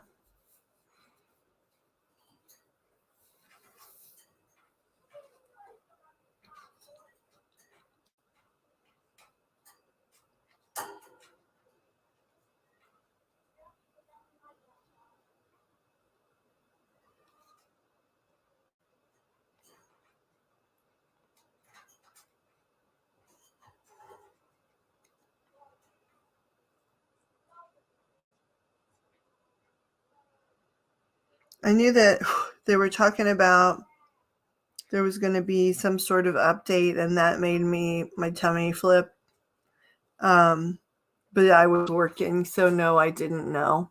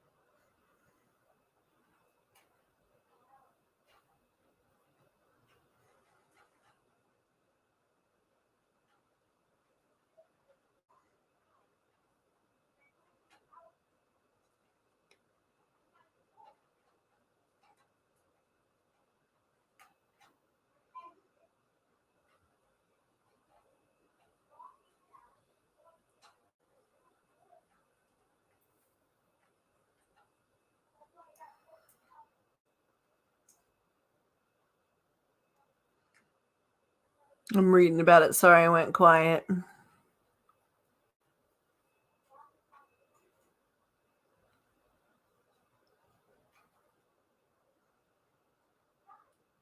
I knew that she had crossed, but I hadn't had any time to like sit down and like tap in and see what was up. And I mean, clearly, they know who did it, right? But the stepmother gave me weird vibes. But you know, it must be some other type of weird vibe. It must be some sort of maybe tense relationship or just discord in the house or something.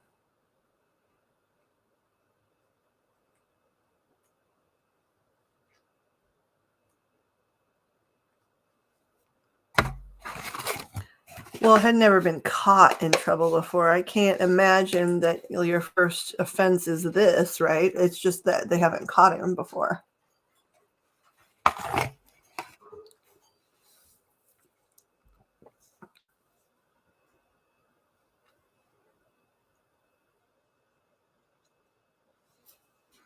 What happened, Claudia? Sorry. Hold on. Amanda? I don't know if Amanda wanted you, darling.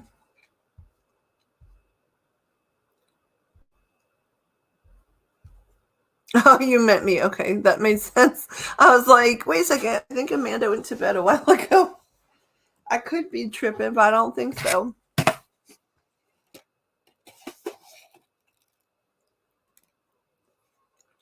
Well, they did a pretty good job at acting fast on her, and she just went missing Wednesday, and they've already found her. Not, of course, in the way that they wanted to, but they have found her, and so they did act really quickly, which is good.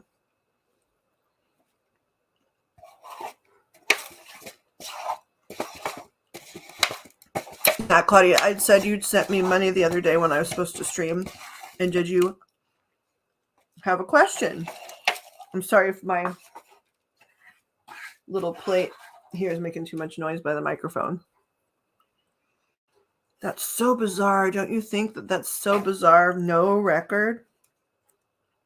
Like, I mean, I guess to work at FedEx, we know he can't have had a felony or really any significant misdemeanor. And he certainly couldn't have a poor driving record.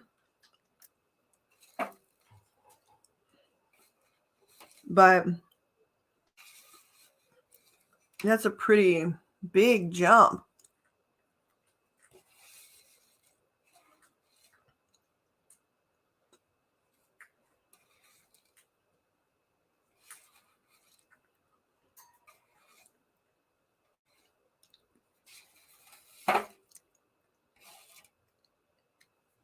Sweetie Pie Low did a stream. I think it was tonight. I'm losing track of my days a little bit, but about the Idaho 4 and about that art she found. I was sort of watching it on, like I had closed captionings on while I was at work because I couldn't, I couldn't actually have the volume on. And I do know later on I'm going to be like hightailing back to watch the rest of that because I thought that was interesting.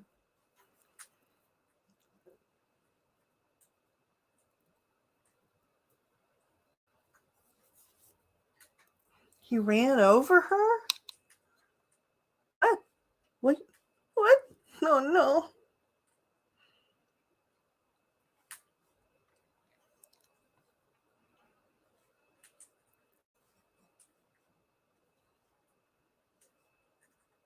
Oh, these are so cute, Pixie.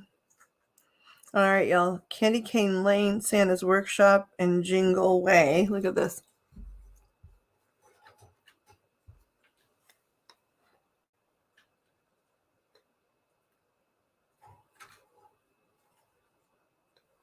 And then a Letters to Santa box. Like a bedazzled Letters to Santa box, which is awesome. I like that one. I think that's my favorite so far. In terms of, I don't know, the type of stuff that, I would I would try and purchase.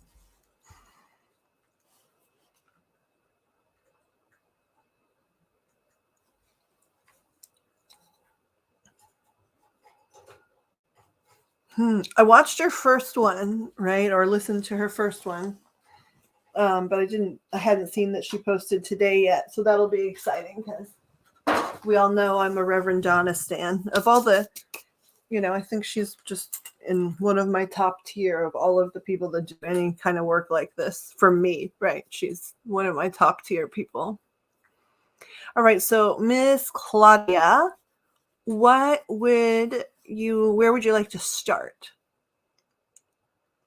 Specific questions are better, at least for a jumping off point. And it'll also help me figure out like which deck I want to use and that kind of stuff.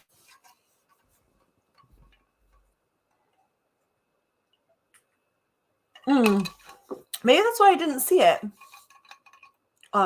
If it was on Facebook, if she did that before she moved it over to YouTube, I might have missed that.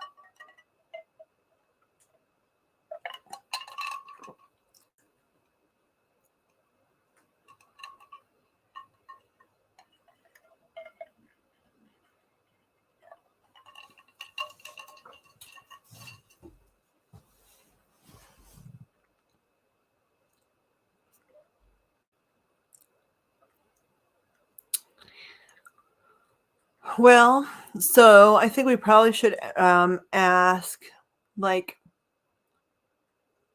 because where is so specific, but we could do a reading about, like, can you please show us what relocation looks like for Claudia? Like, what, what the prospect of it looks like, and and then we can start there and then see if it gives us some other ways to ask other questions, because a lot of times a reading will give you another jumping off point.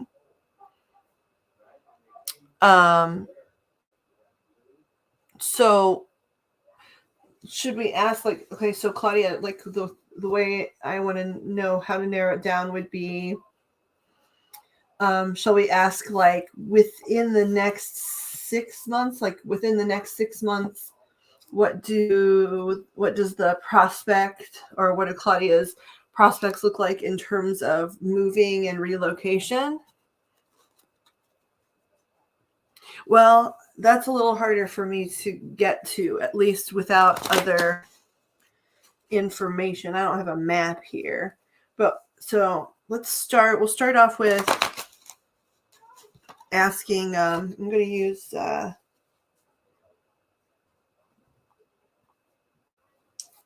where's it? Here's my cute little book.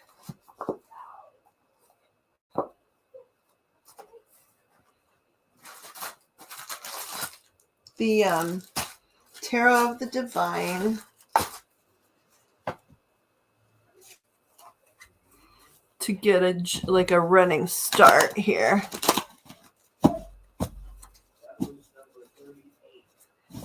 Okay, so we ask my archangels, angels, and guides, and Claudia's archangels, angels, and guides to help us with this reading.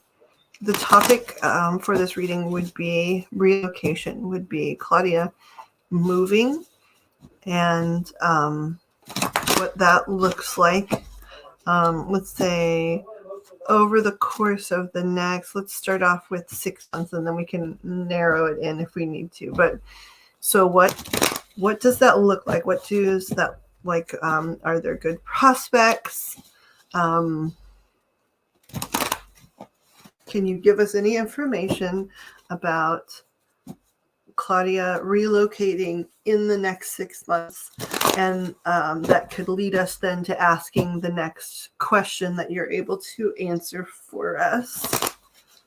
So yeah, so we can we please take a look and see what the prospect is, what the prospects are for Claudia in terms of relocation, in terms of living, like home life, in the course of the next 6 months. Can we please see what the prospects and the situation, the energy around Claudia moving looks like now and over the course of the next 6 months? Stop. Okay. How many do you guys think? Start with 5. This way? This way? Okay. This is from Miss Claudia. Yes, everything here is for the higher and greater good of everyone involved.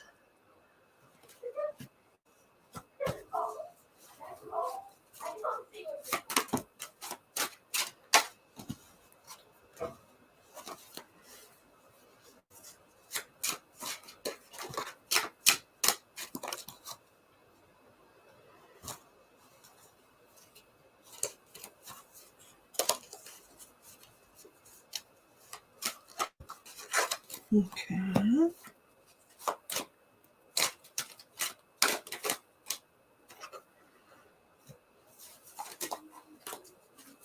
One more at this time? Yeah, okay. Looking for one more, please.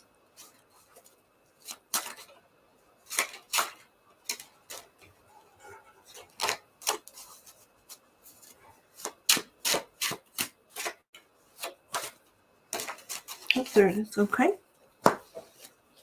Let's take a look here.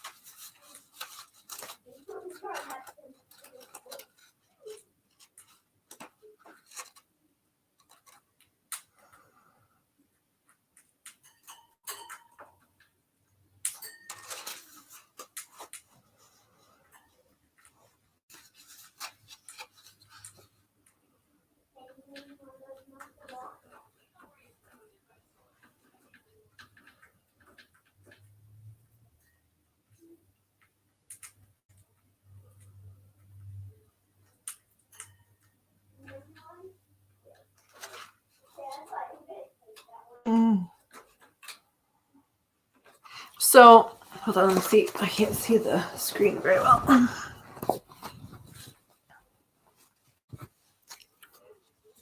I'll read but a post. Sack pack pick. Oh, cool. Falling asleep, but I'm going to keep earpod in and listen, but out soon. Love y'all. Love you all. Love you too, Cat. Thank you for coming. And hopefully we'll get to chat soon. My work, I flip-flopped on projects, right? So now I work till midnight. And I work the whole weekend. So I'm just trying to figure out. As soon as I was figuring out the other stuff, right, this changed. So, which is fine. But it just set me behind even further in terms of, what my plans are. So, okay, let me see here. I need to get some of these cards clarified initially. Let's see.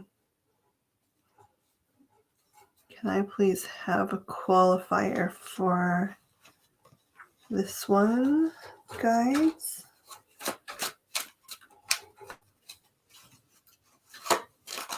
Just to help support what that is. Okay. Could I have a qualifier for this?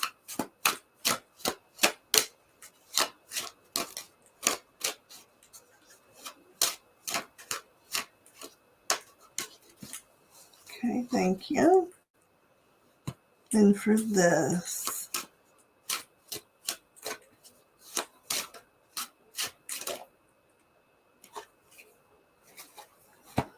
Okay.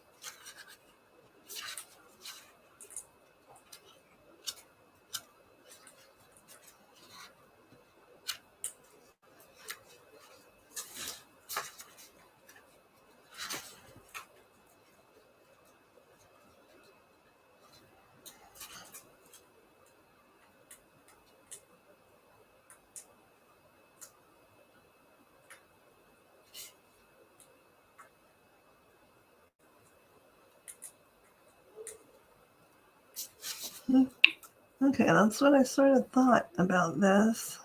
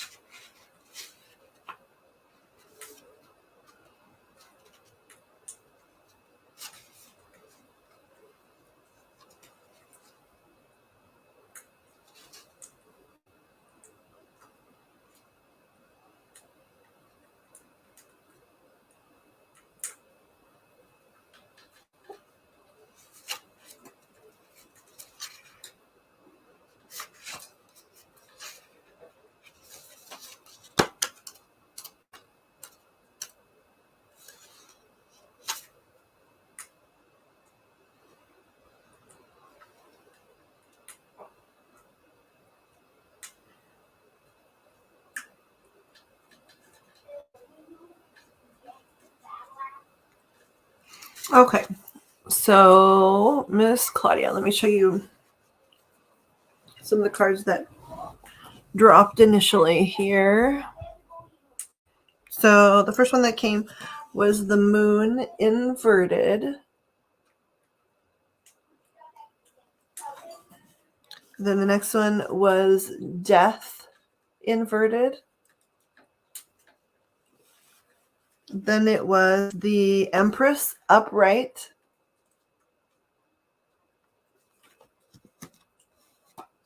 The Queen of Cups inverted. And the King of Coins right side up. So I asked for clarifiers for the last 3 cards, actually. So the question, the jumping off point question was, could you just give us a general idea of what, relocation or moving out of the area looks like for Claudia over the course of the next 6 months? And, we can ask more specific questions if you want to, but I'll tell you, right now, it doesn't look like you're meant to move out of the area. Now, that doesn't mean you're not meant to move to some other part of the area, but out of the area in the next 6 months, they say is unlikely. And I suspect, we'll ask, but I suspect it anyway. They're saying, you might wind up back there anyway because there's some things that they want you to discover. Okay, so the first part of the reading, right, with the moon upright, reverse, and the death card reverse, right, it's talking about a lot of secrets that you've waited for, like, to come out into the open. Some things that you really already know, but you want people to talk about openly. And then some things that you don't know that you've really wanted answers on, right? All of the answers are coming out in the open here, relatively soon over the course of the next 6 months. And whereas a death card upright might be talking about starting another cycle, this indicates, hey, no, you're still in a cycle that needs some clarification, or some things have to work themselves out in this phase of the cycle. You haven't moved far enough away from some of these situations, especially when the time is now ripe to get answers you've been waiting for forever and ever, right? So it's saying, hey, it's not advisable to move out of the area right now. A lot of things that have been held as secrets are going to come belly up and be put out there. Instead of it being the end of a cycle and the start of a new cycle, you're still in that cycle. But that's because really the cycle has been stagnant for a long time. And finally, it's getting infused with some energy and activity that might clarify some things for you, right? The Empress is often, it's the mother card, okay? But in this case, when it's paired next to secrets coming out and conversations that are truthful and things like that, I think this is more talking about family issues and being able to sort of come to certain conclusions that you were not allowed to draw before. And something's going to happen where things are stirred up enough. And I don't think you're the one to stir them. I think you literally just need to be around, because whatever's going on over there for them is gonna, I think, and we'll clarify this, but it's gonna spur all this activity. And the universe wants you sort of around to watch, to get these answers you've been waiting for forever. And so, hold on 1 second here.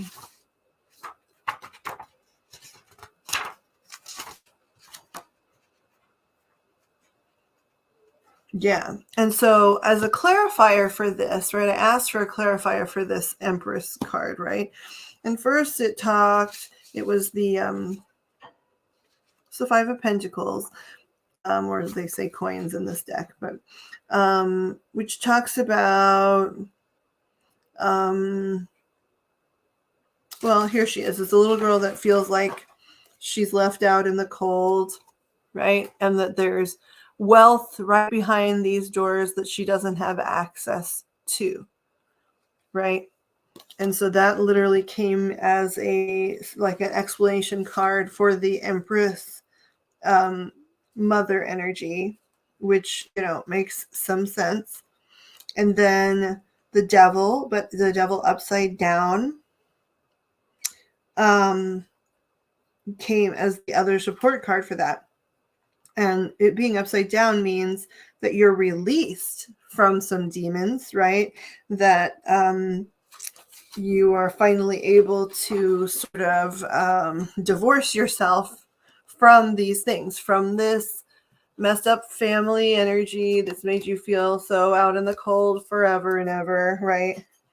You're finally able to literally file for divorce from this nonsense and get some relief by being in the right place at the right time, which just sort of means stuff is going to go down and they're going to try and keep you in the area so that you can be someone that witnesses enough of it that it'll offer you some, some healing.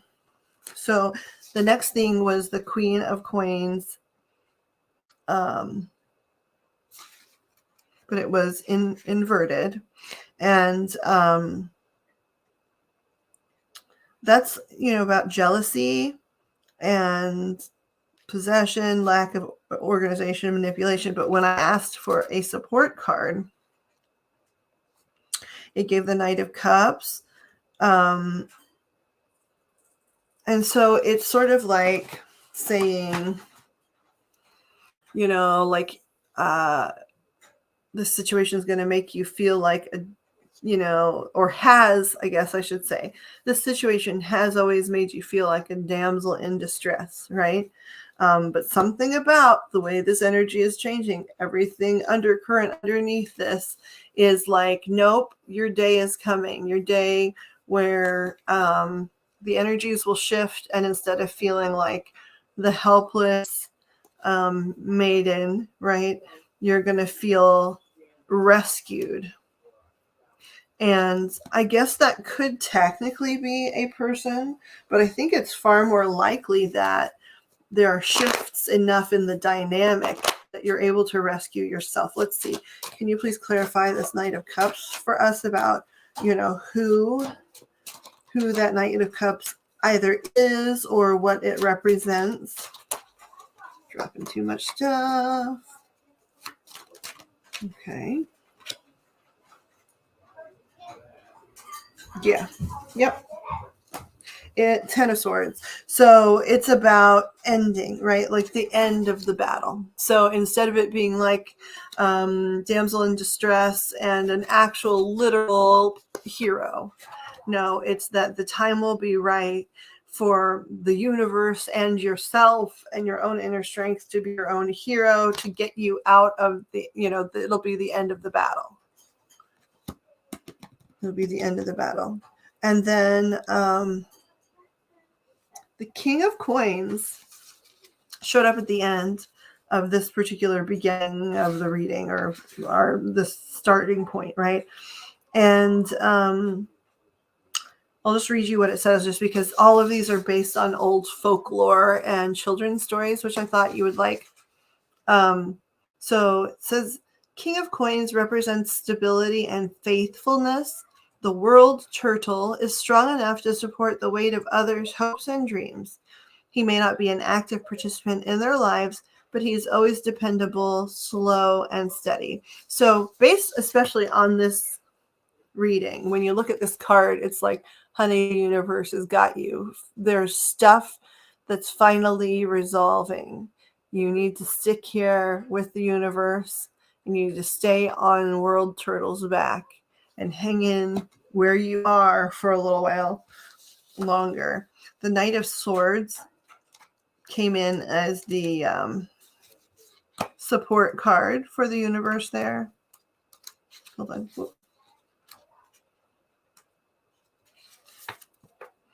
and it's a Malaysian legend. The Knight of Swords is strong and assertive warrior. Hang Tua is an intelligent soldier, unafraid of leaping into battle and employing unconventional techniques to win. He's a rebellious, loyal, and fierce champion. Represents intellect, bravery, confidence, and being action-oriented. So basically, this sort of said, in the next 6 months, we don't advise moving out of the area. Maybe, we need to read about where to move to or whatever, but they don't advise moving out of the area. There's going to be enough change, and it's going to be like, I was shocked because like the first 3 cards were major arcana: the moon, death, the empress. It was like, oh my gosh. And then it was queens and kings all the way through here. The devil is also a major arcana, and major arcanas talk about phases in your life that are just really essential. They're essential moments or aspects, the really life-changing energy. The other cards are energy that will influence your life or things that could happen, but when you see those major arcana cards and you see a bunch of them, it's like, no, it's life change o'clock, right? It's life change 30, and you need to stay put because the way things are going to fall out. And I don't think, we'll have to ask, I don't think you really have to do anything except for just figure out a way to stay in the area and make sure you stay afloat, right? But I think everything else is going to happen, and you don't have to be involved in it. Let's see.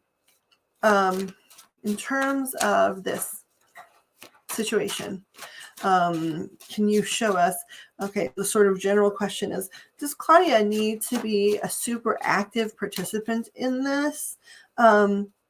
Or does she just need to sort of stick around and that's nice, stick around and wait and watch as things happen? Can you show us what is advisable in terms of if Claudia chose to stay put because things are going to change in ways that are healing for her?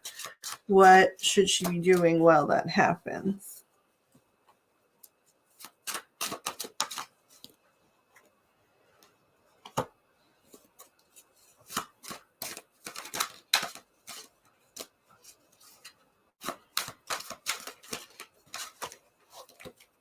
Wow.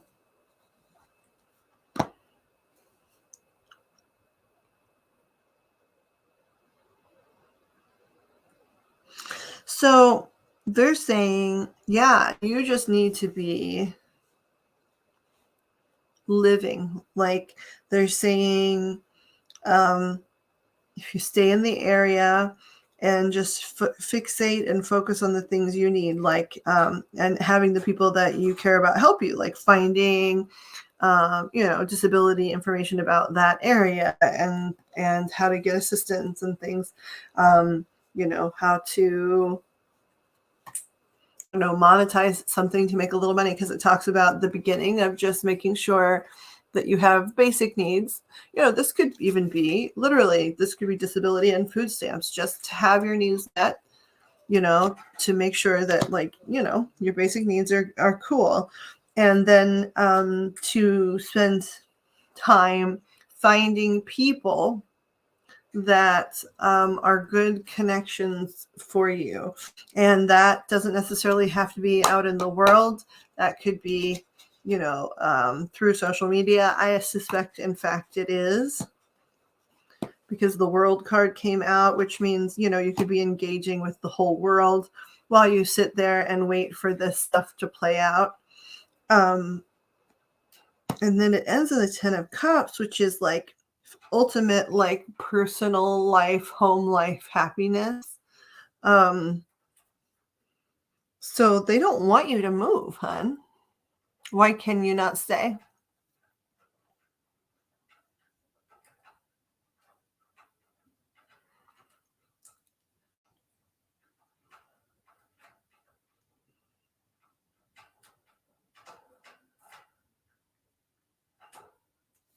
Hi, birdie. You set those there.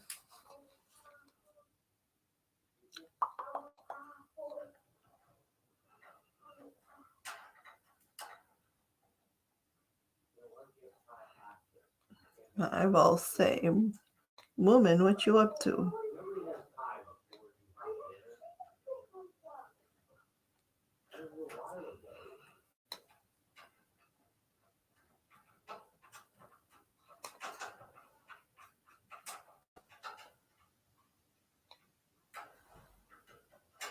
Oh, well, so like I said, it didn't say you had to stay where you are. It said you need to stay in the area. So the thing is, since you have people like Wolfie has been, saying, hey, I can help you find stuff here closer to where she lives, and that kind of stuff. I think it's time now to have, all of the people that that could offer at least some advice, right? Dispense with the advice in terms of nice places to get assistance in the general area. Like nobody says that you have to live on the same city block, right? But I think it's probably within 30 minutes of there, an hour. What do you mean you can't get a doctor to see you?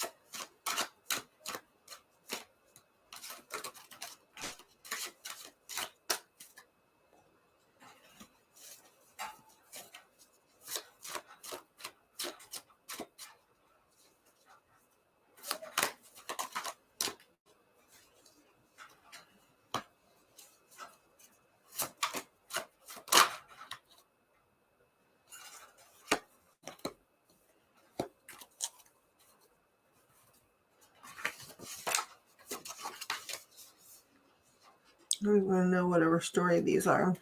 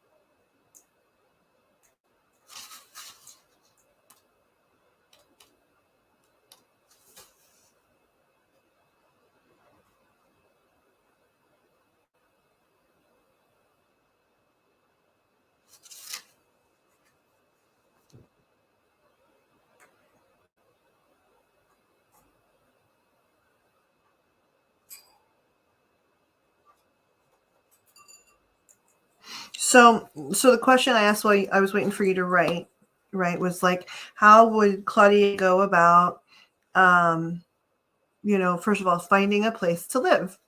right? Finding a place.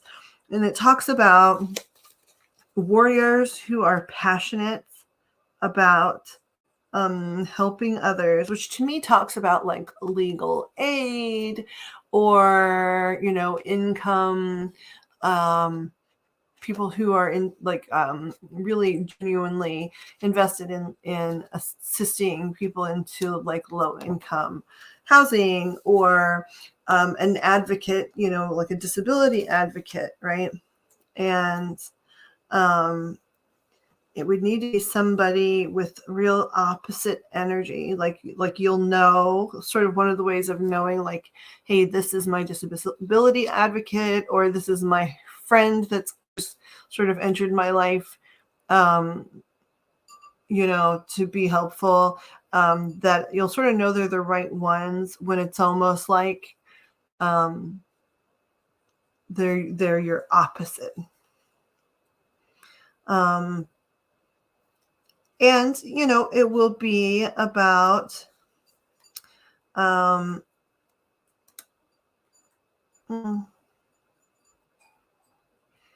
choosing between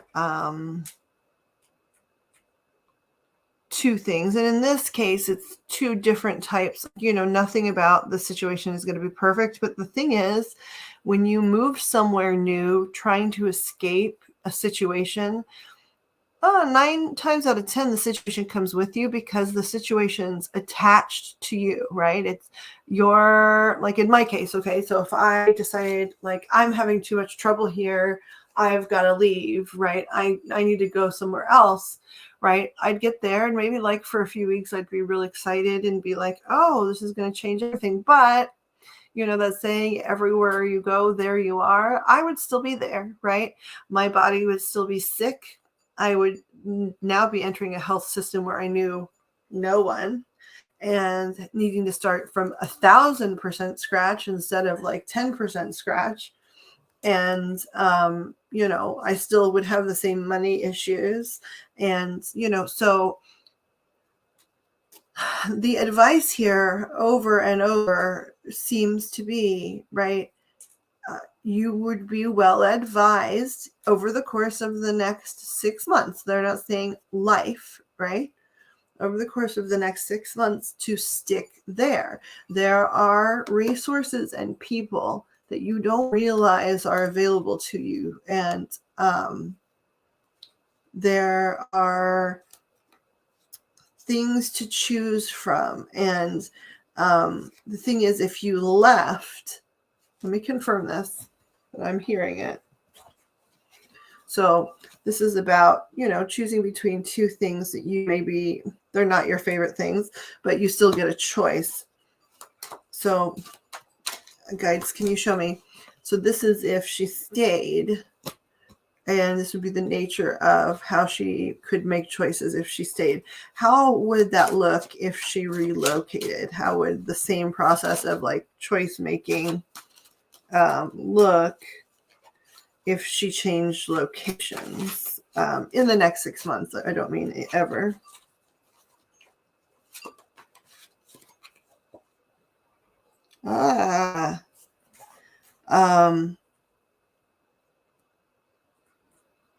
It would look not good.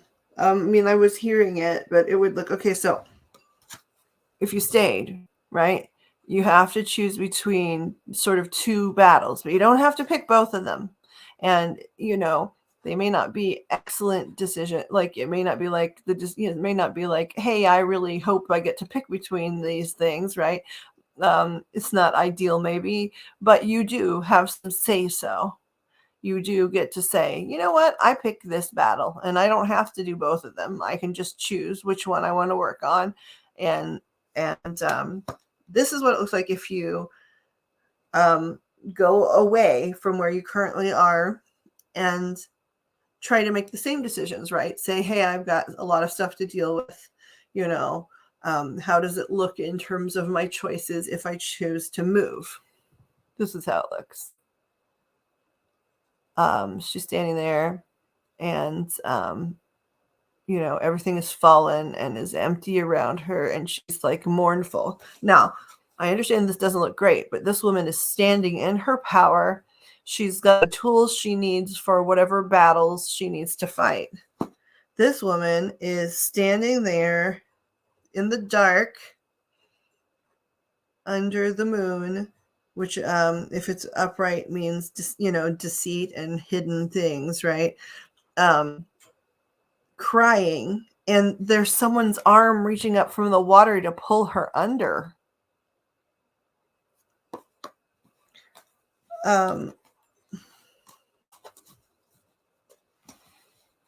Wait, let's see.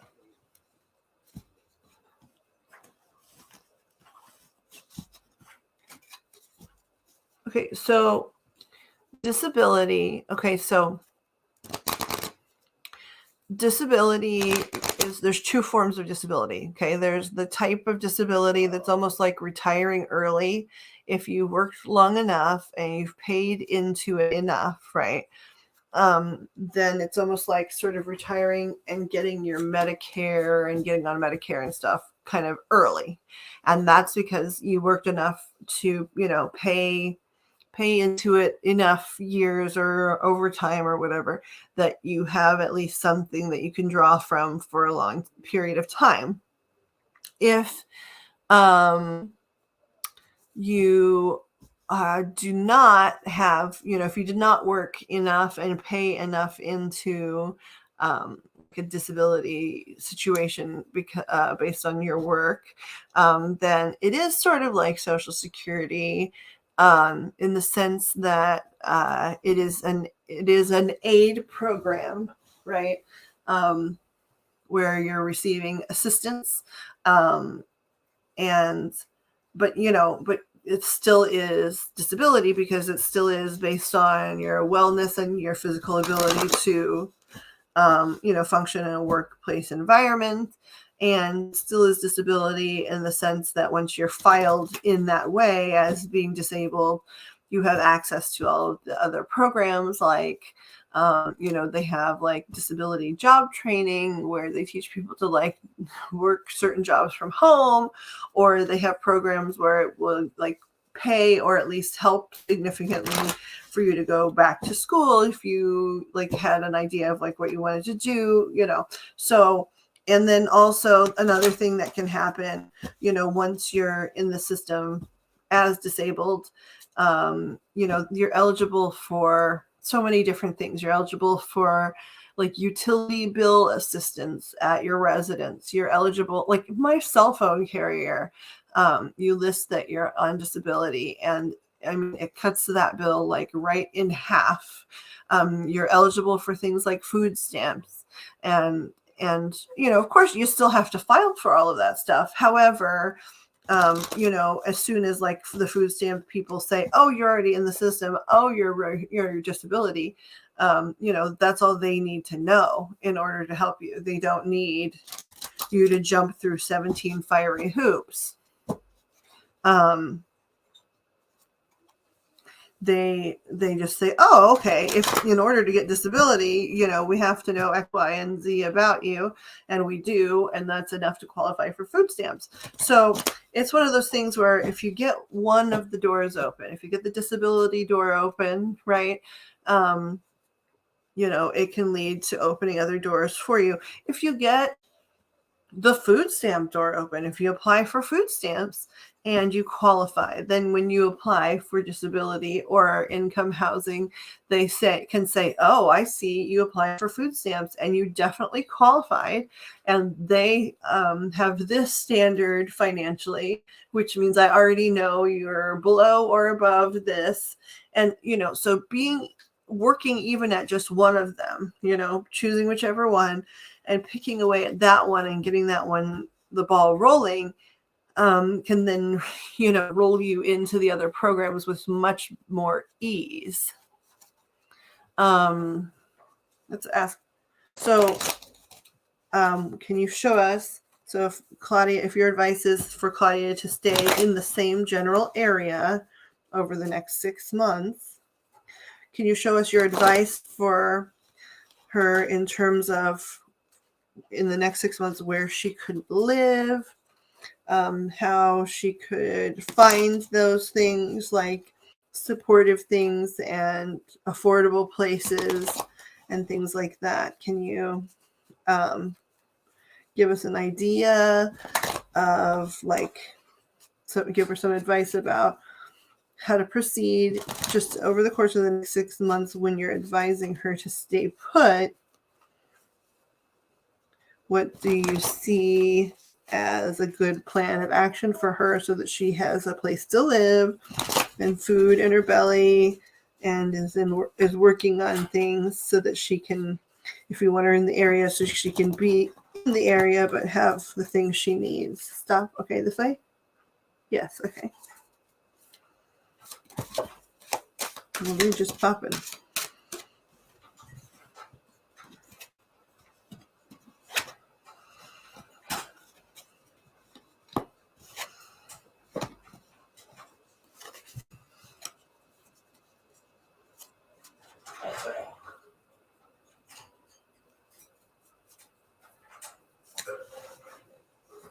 These are all so cute. I always want to know every story. I think this looks like Rapunzel.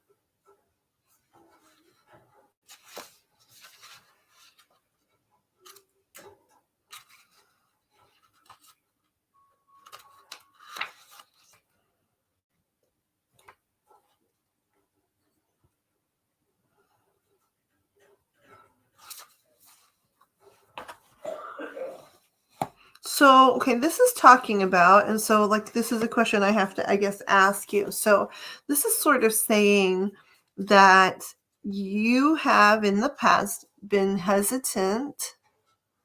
Hold on here.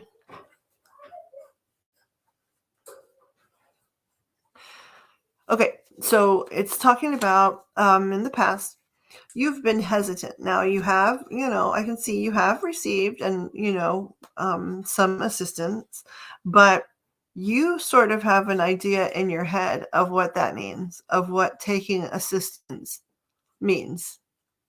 And to you, that means that, gosh, if I'm asking for help in this particular way, right, assistance or handouts or however you phrase it in your head, and you can tell me I'm wrong, right, but it's saying that, you have it in your head that in order for it to be valid for you to ask for help, everything has to have fallen apart. You feel greedy, you feel like you tell yourself, or you were trained to tell yourself, that asking for help or a quote unquote handout is greedy, and that, it means nothing in the world is going in your favor, and you don't like admitting that, and that running away and moving on is just better than having to stand still and and ask for these types of assistance, because it's just saying this, and you can tell me I'm wrong, but it's saying either someone put in your head or you have it in your head that asking for help for these things and chasing it, like if in any way they say no or whatever, you go, okay, well, that's it then, because if I chase it, if I get pushy, then like I'm super pathetic. Is there anything true about this where you have this in your head that using these programs will tell the whole world that you failed at everything and that you're capable of nothing and that you're greedy? Is this something that goes on in your head or something that you were told growing up?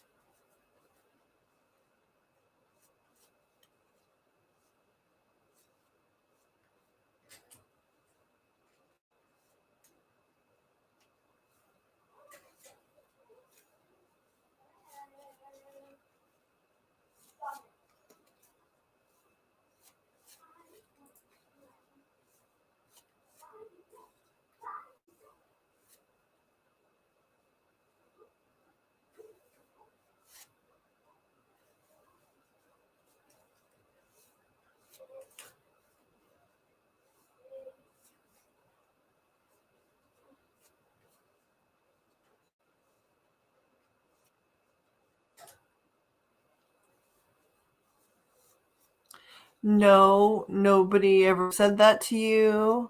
No, you don't think that way. Can you clarify for me so that I know how to then ask clarification in the cards?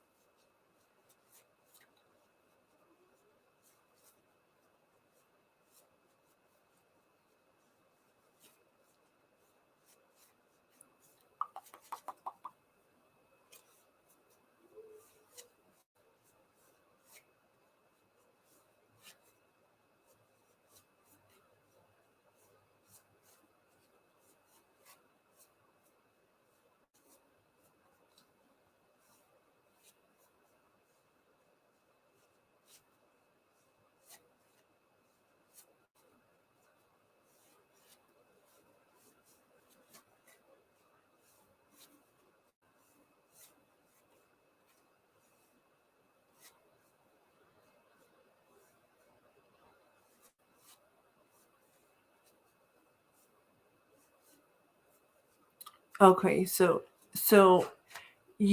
are you saying you have told yourself this stuff? So, okay, when you said no, were you saying no, nobody else told me that or something? I just need you to clarify. I'm so sorry.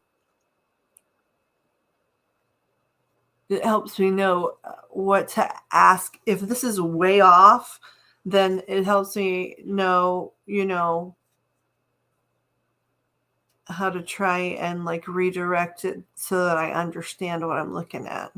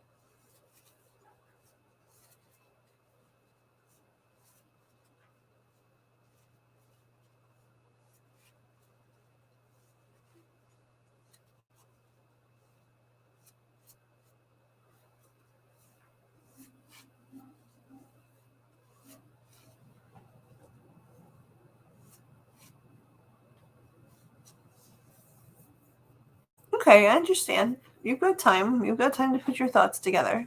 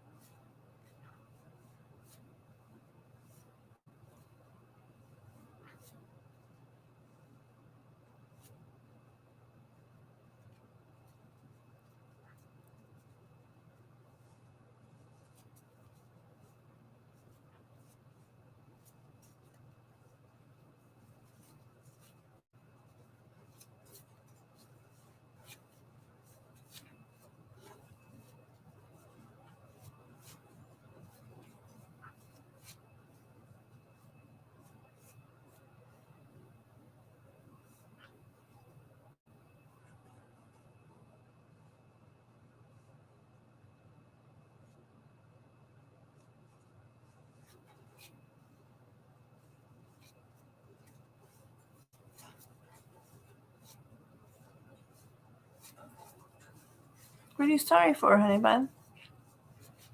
I've got time. I'm just waiting for you to clarify if this is accurate, in what way it is, and if this is inaccurate, in what way it's inaccurate, so I know how to ask for clarification.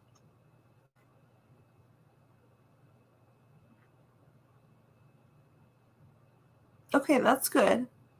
So then I'm trying to figure out why it's talking about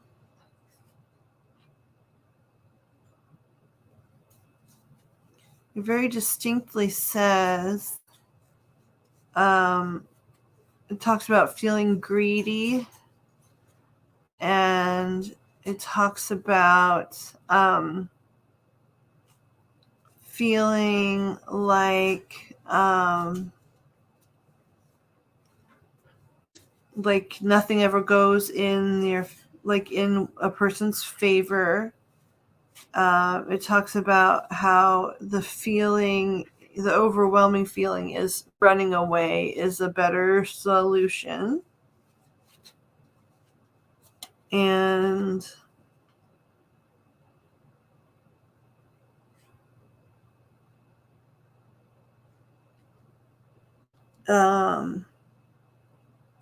it talks a lot about self-punishment, but it's sort of like shielded. Like, okay, for example, this lady, she's making beautiful like pentacles or pentagrams out of plants and flowers, but she's making them out of thorns, right? So she's making this beautiful art and she's trying to manifest it into money, but she's harming herself. It like harms her, like her feet are red and bleeding from, being around all the thorns. Her hands are red and bleeding. She's a redhead.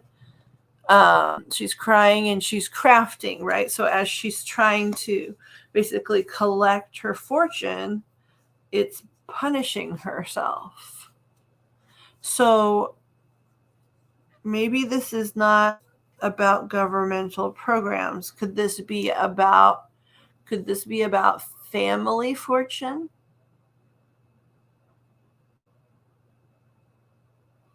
Could this same story be true about family fortune, where it feels like unless there's an absolute like disaster, I'm not going to get any help, and I'm being called greedy and nothing ever goes in my favor. I might as well go away, because the act of trying to collect this wealth, I'm just hurting myself over and over. Could this have to do with your family wealth? This same story? Because the story hasn't changed, but I might have misinterpreted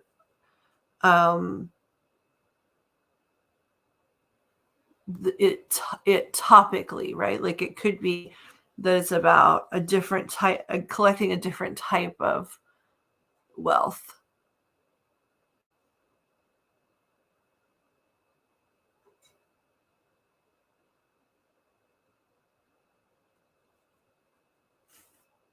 Hi, Birdie.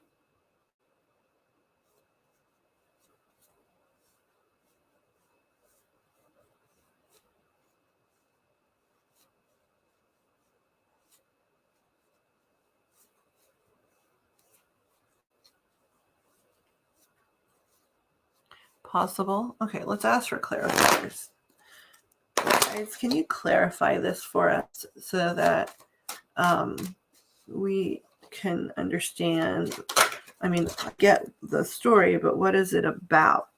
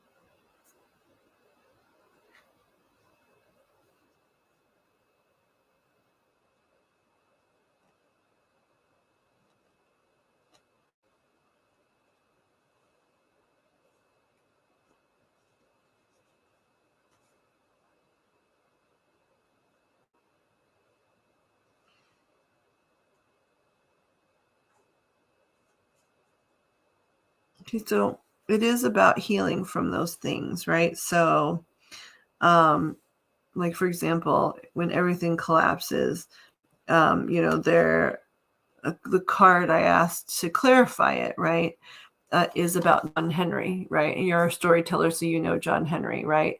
So it talks about how, everything falls apart. But John Henry was somebody that it didn't matter if it looked like it was falling apart. Like he was gonna, battle until the very end because of something he believed in. And so, that is their answer to everything falling apart, is that you are, in a position to combat that. In terms of like the, being sort of called greedy, right? The answer was actually overcoming grief, optimism, reconciliation, forgiveness, right? And so it's again, it's talking about, okay, this was an issue. This was a form of sort of abuse to the type of, things people told you or whatever. And now you're in a position to overcome that and to reconcile with yourself that stuff ain't true. Right. And then with the whole, the answer to the Wheel of Fortune being inverted, which was, nothing ever goes my way, basically. The answer was nope, independence, prosperity, freedom, maturity, self-discipline. So it's saying, nope, that can happen too, right? And then when it was talking about, come hell or high water, hurting yourself in order to accrue, the cash, the answer or the support card, the reply basically to that was like conscience and confession and having people catch on to the fact that, there's a pattern or a history, of feeling a certain way. So they're going to work hard too. And so then my question is, like, some of this is just because it's saying, hey, over and over, it said in the first part of the read, don't go anywhere because you're set up for great healing. It didn't say you're set up to win the lottery. It said stick around. Stuff's going to go down over there that you don't want to miss. That's going to be good at the end of it all. Some parts might be tumultuous, although it does often seem like you're sort of keeping the distance that you already keep, right? And you're very smart to keep, but you're still close enough right now that you're sort of in the loop and seeing all of the sort of things, all of the, like, they're basically their house and their castle of lies. Like, are we close enough to see it crumble, basically? Let me see what you said here.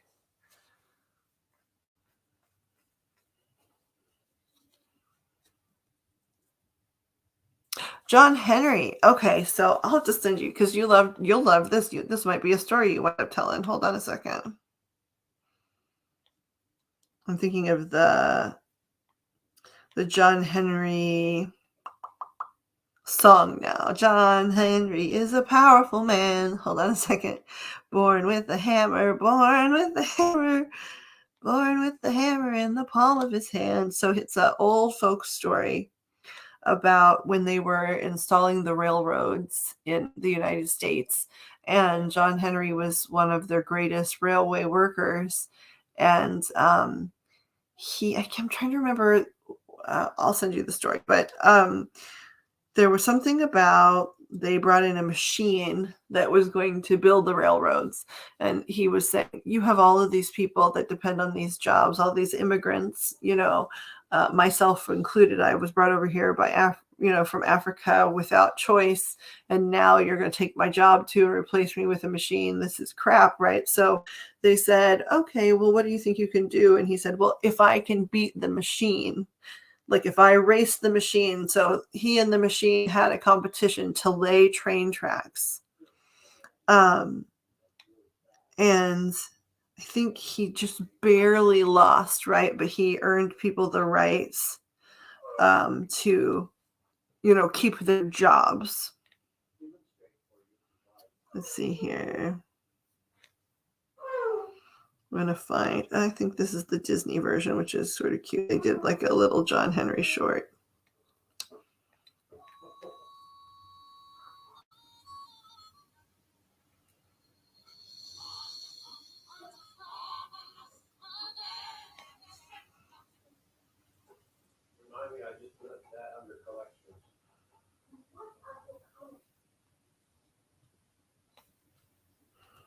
John Henry story.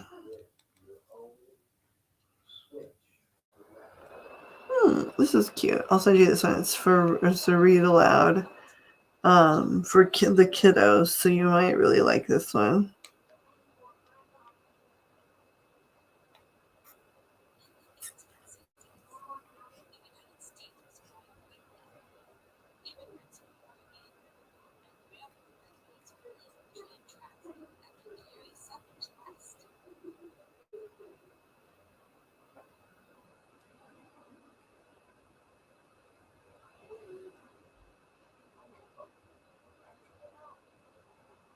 Okay, there we go. Go away, picture.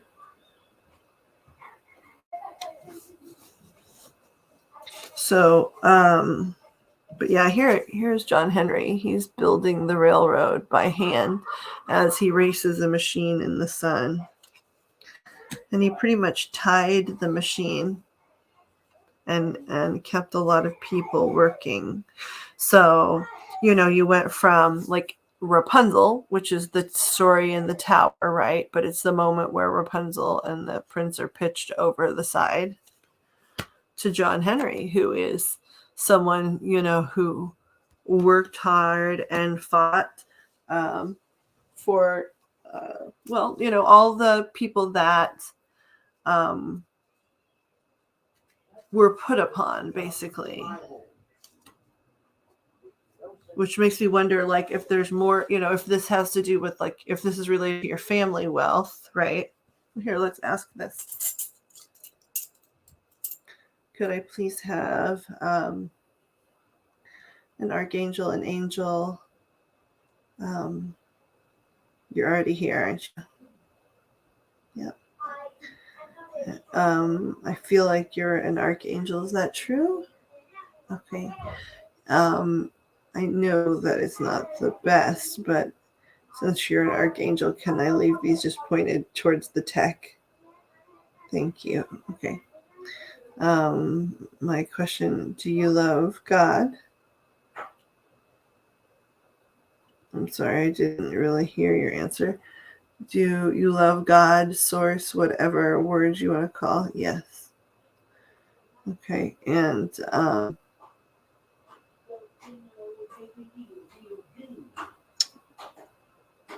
my gosh.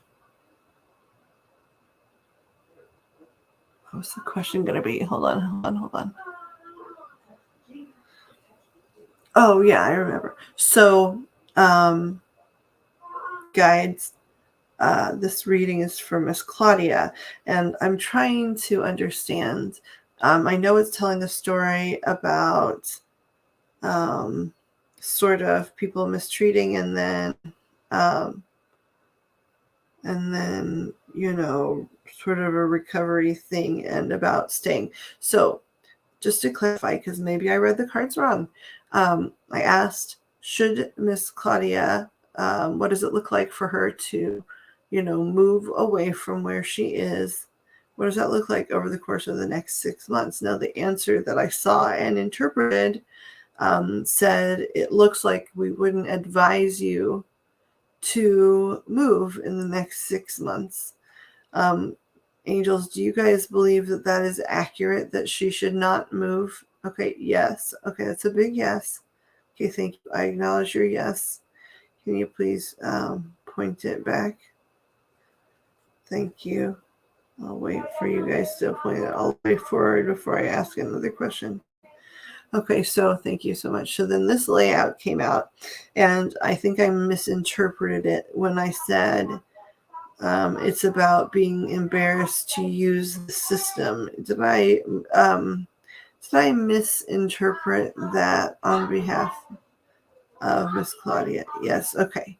Now, so my first thing about like food stamps and feeling like, my first interpretation about it being about government assistance um, was wrong, right? Yes. Okay. Now, we're also discussing, could this be about, here, sorry, let me fix my body here. Could this be about Miss Claudia's inheritance? Oh, yes. Okay, big yes. And is that I feel like you're advising, once again, you've advised her to stay in the area at least over the next 6 months. Is that correct? Yes. Okay. Is that part of why you've advised her to stay in the area? I should ask more specifically. Is the inheritance aspect, is it part of why you've asked Claudia to stay in the same area for the next 6 months or so? Yes. Okay. Also, is it accurate when I say that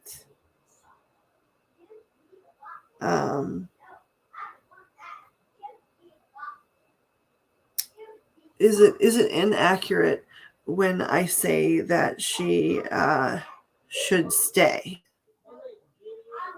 No. Okay. Are you going to be able to help us figure out a nice, like, safe place for Claudia to live that she can afford and be happy? Yes. Okay.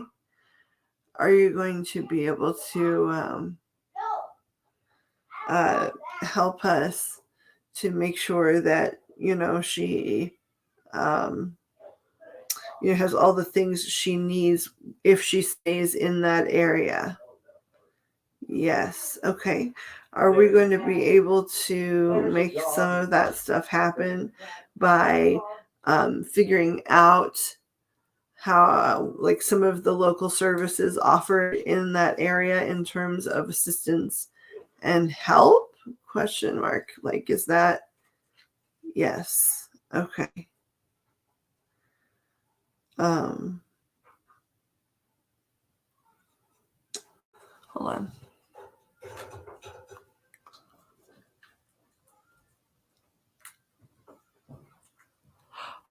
Okay, I'm sorry. I think you probably already left, but night, Miss Wolf, thank you for coming. It's twilight for you.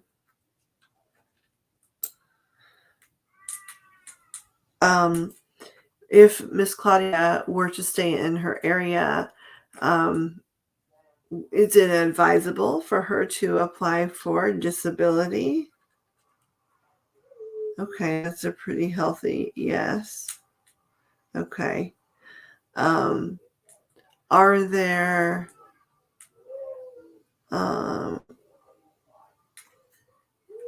there different programs that we could find in that area that help with housing?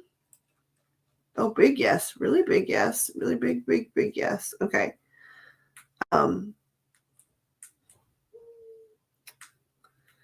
Okay, so hold on. That's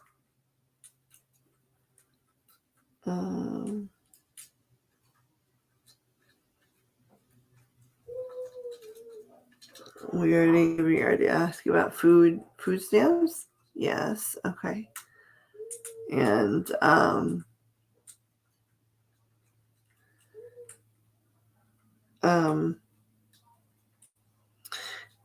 would you say that she needs to stay in the exact same home she's in now? No. Okay, I didn't think so, but I wanted to ask that. Okay. Would you say she absolutely needs to stay within 25 minutes from her home now? No. Okay. I don't know what that was. So that was a no. Thank you for the no. So, would you say she needs to stay within an hour from where she is now? Yes. Okay. So, an hour would mean potentially a nearby city. Is that correct? Yes. Okay. And are there programs or locations that currently offer any type of like residence for, let's say, less than $400 a month? No. Okay. Are there any type of programs? Earlier, I felt like you guys were talking about roommates. Are there any type of organizations where you can match up with a roommate that will help you get on your feet? Yes. Okay. And just to clarify for one more time,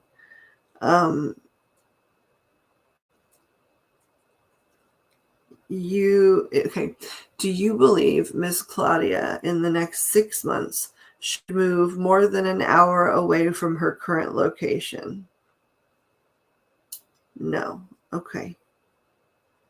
Do you believe Miss Claudia in the next 8 months could move quite a long way from her current location? Yes.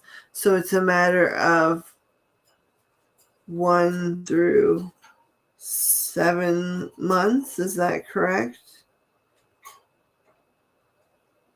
Okay. Is it a matter of 1 through 8 months? Yes. Okay. So what would that be? This is November, right? Or December. It's December. December to January, January to February, February to March, March to April, April to May, May to June, June to July. So they're saying like July to into August would be a time where you could start moving farther. What would you at some point, Claudia, I'm a really good researcher and I have other people that I know that are good researchers too. Would you please text me privately the name of your city? Let me ask this. I think I know the answer already, but are some of the people in this community that hang out here, are some of us meant to help with some of the research? Yes. Okay. And will we be able to give her assistance in terms of helping find all of the information she needs to stay in the area, but stay and have all the things she needs? Yes. Okay. Thank you. So yeah, if you'll text me the name of your city, right? And that way, like we can look at, like, you know it like the back of your hand, but I don't know anything about it, right? So, but I am a good researcher. So if I can start and look at like, nearby little, like, I don't know, suburbs or whatever, within an hour or whatever, and then look and see if there are any like good clinics, because then you could figure out if they said within an hour, it didn't have to be within 30 minutes, it had to be like an hour, right? So that's like, I don't know, depending on how people drive, right? Anywhere from 60 to 100 miles away or something. It could be that far. Maybe 100's pushing it, but 60, it could be up to an hour drive, because then you're close enough that if there's things that need to happen or where you need to have proximity to certain issues, you could, but you don't have to. And there are things like buses and stuff that even can do that kind of distance without it being too much of a challenge. And then maybe they're telling you that because then on a map you can be like, and then like, pinpoint all of the places that are within like 70 miles where would be like a good jumping off point for looking at the programs that they have in those areas, the medical facilities that they have in those areas, any kind of programs or roommate finders or that kind of stuff. And, then they said repeatedly now, somewhere between like the end of 7 months, early 8 months is when you could move farther away if you wanted to.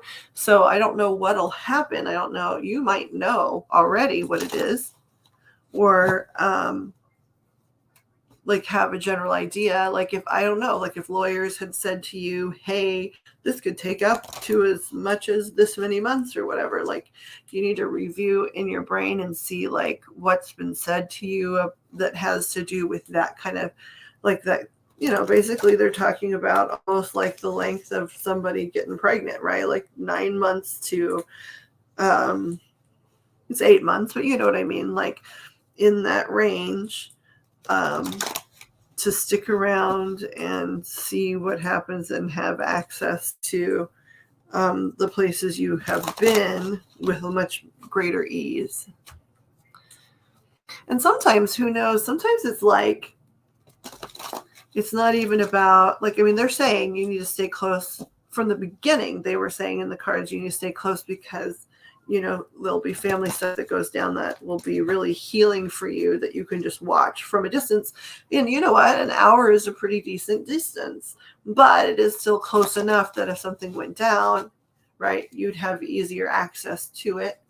And, the universe is so weird. Like we think we might be moving 1,000 miles away, and who knows, you might be, but maybe in that 8 months you meet somebody. Now, is that romantic? I don't know. Is it a BFF or a roommate? Is it somebody, that, has the same like illnesses that's also looking for a roommate? So they totally get you and in terms of like any health things, and, you can,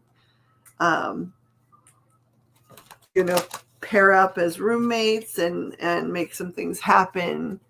I'm not sure. Like those are questions we should ask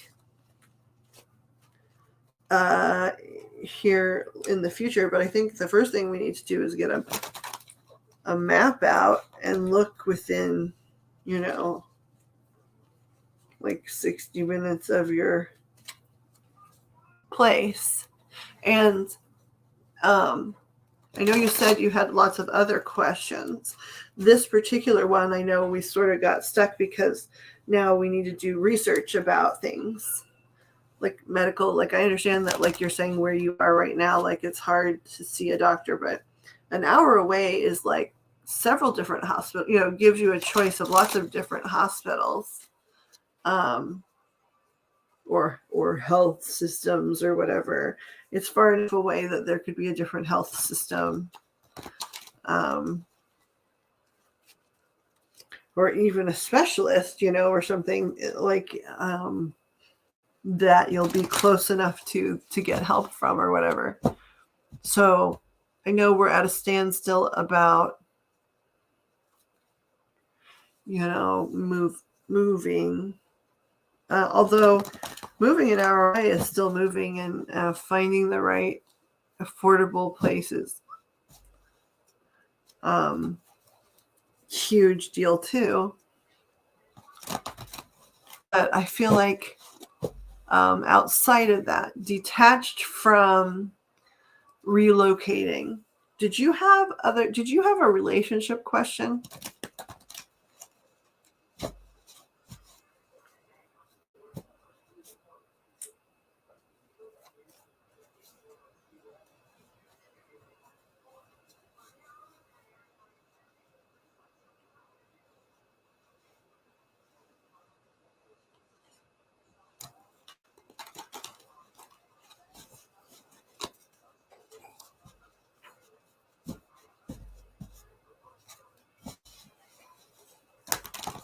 I'm going to ask anyway while I wait to see what's next.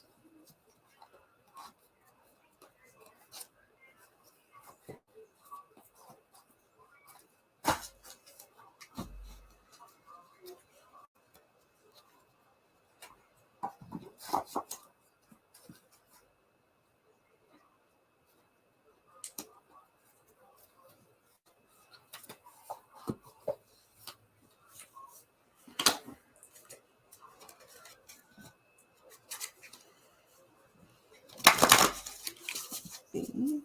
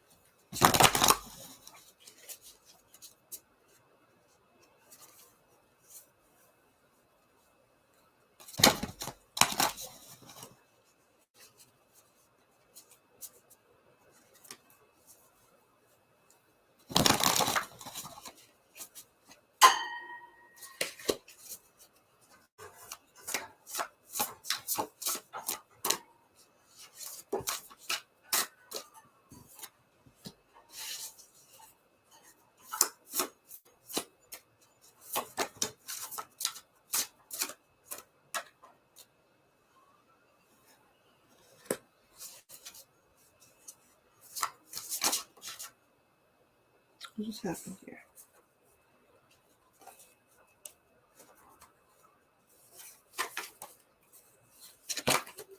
Where are these flips? Okay, let's put them back in and see what happens next. Okay.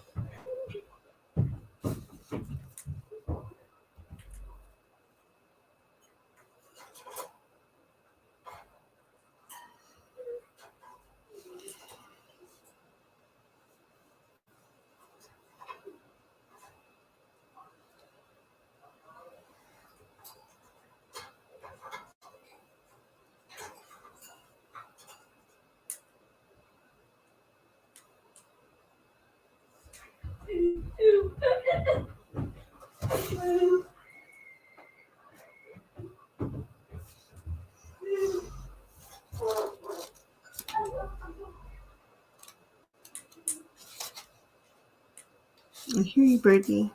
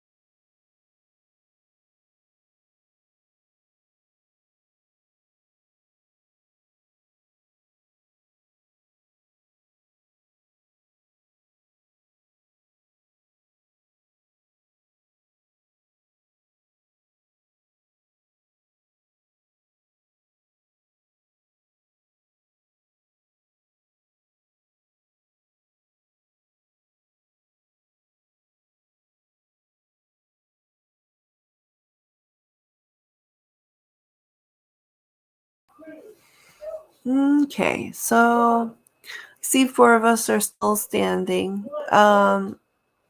It has been, I know I was talking a lot, but it's been 33 minutes since I got a response. So I'm done with the reading I was doing. Is there anyone else in here awake? Otherwise, we're going to kill the stream and just say thank you, everybody, for coming. And thank you for watching me talk to myself the last 25 minutes or so. I think that the guides were really helpful tonight. Sometimes we don't always hear what we want to hear. And that doesn't mean that if we hear something we don't want to hear, doesn't mean we have to take their advice. It just means the advice that's being given, in love that's what's going on, right? And so I think Miss Cat is still here. She's sleeping. I think Joe is sleeping. No, I'm awake. Okay. And so I'm not even sure who 3 and 4 are in this room at this point because no one has spoken. So I'm going to kill the stream. And Joe, would you take me dancing on the internet? Sure, just get your dancing shoes. I will. All right. Sending everybody love and light. This will be up so people can rewatch it and, contemplate some things. Love and light to the folks that are in here. I hope you're having beautiful dreams. Thank you so much for coming, and I'll talk to you all soon.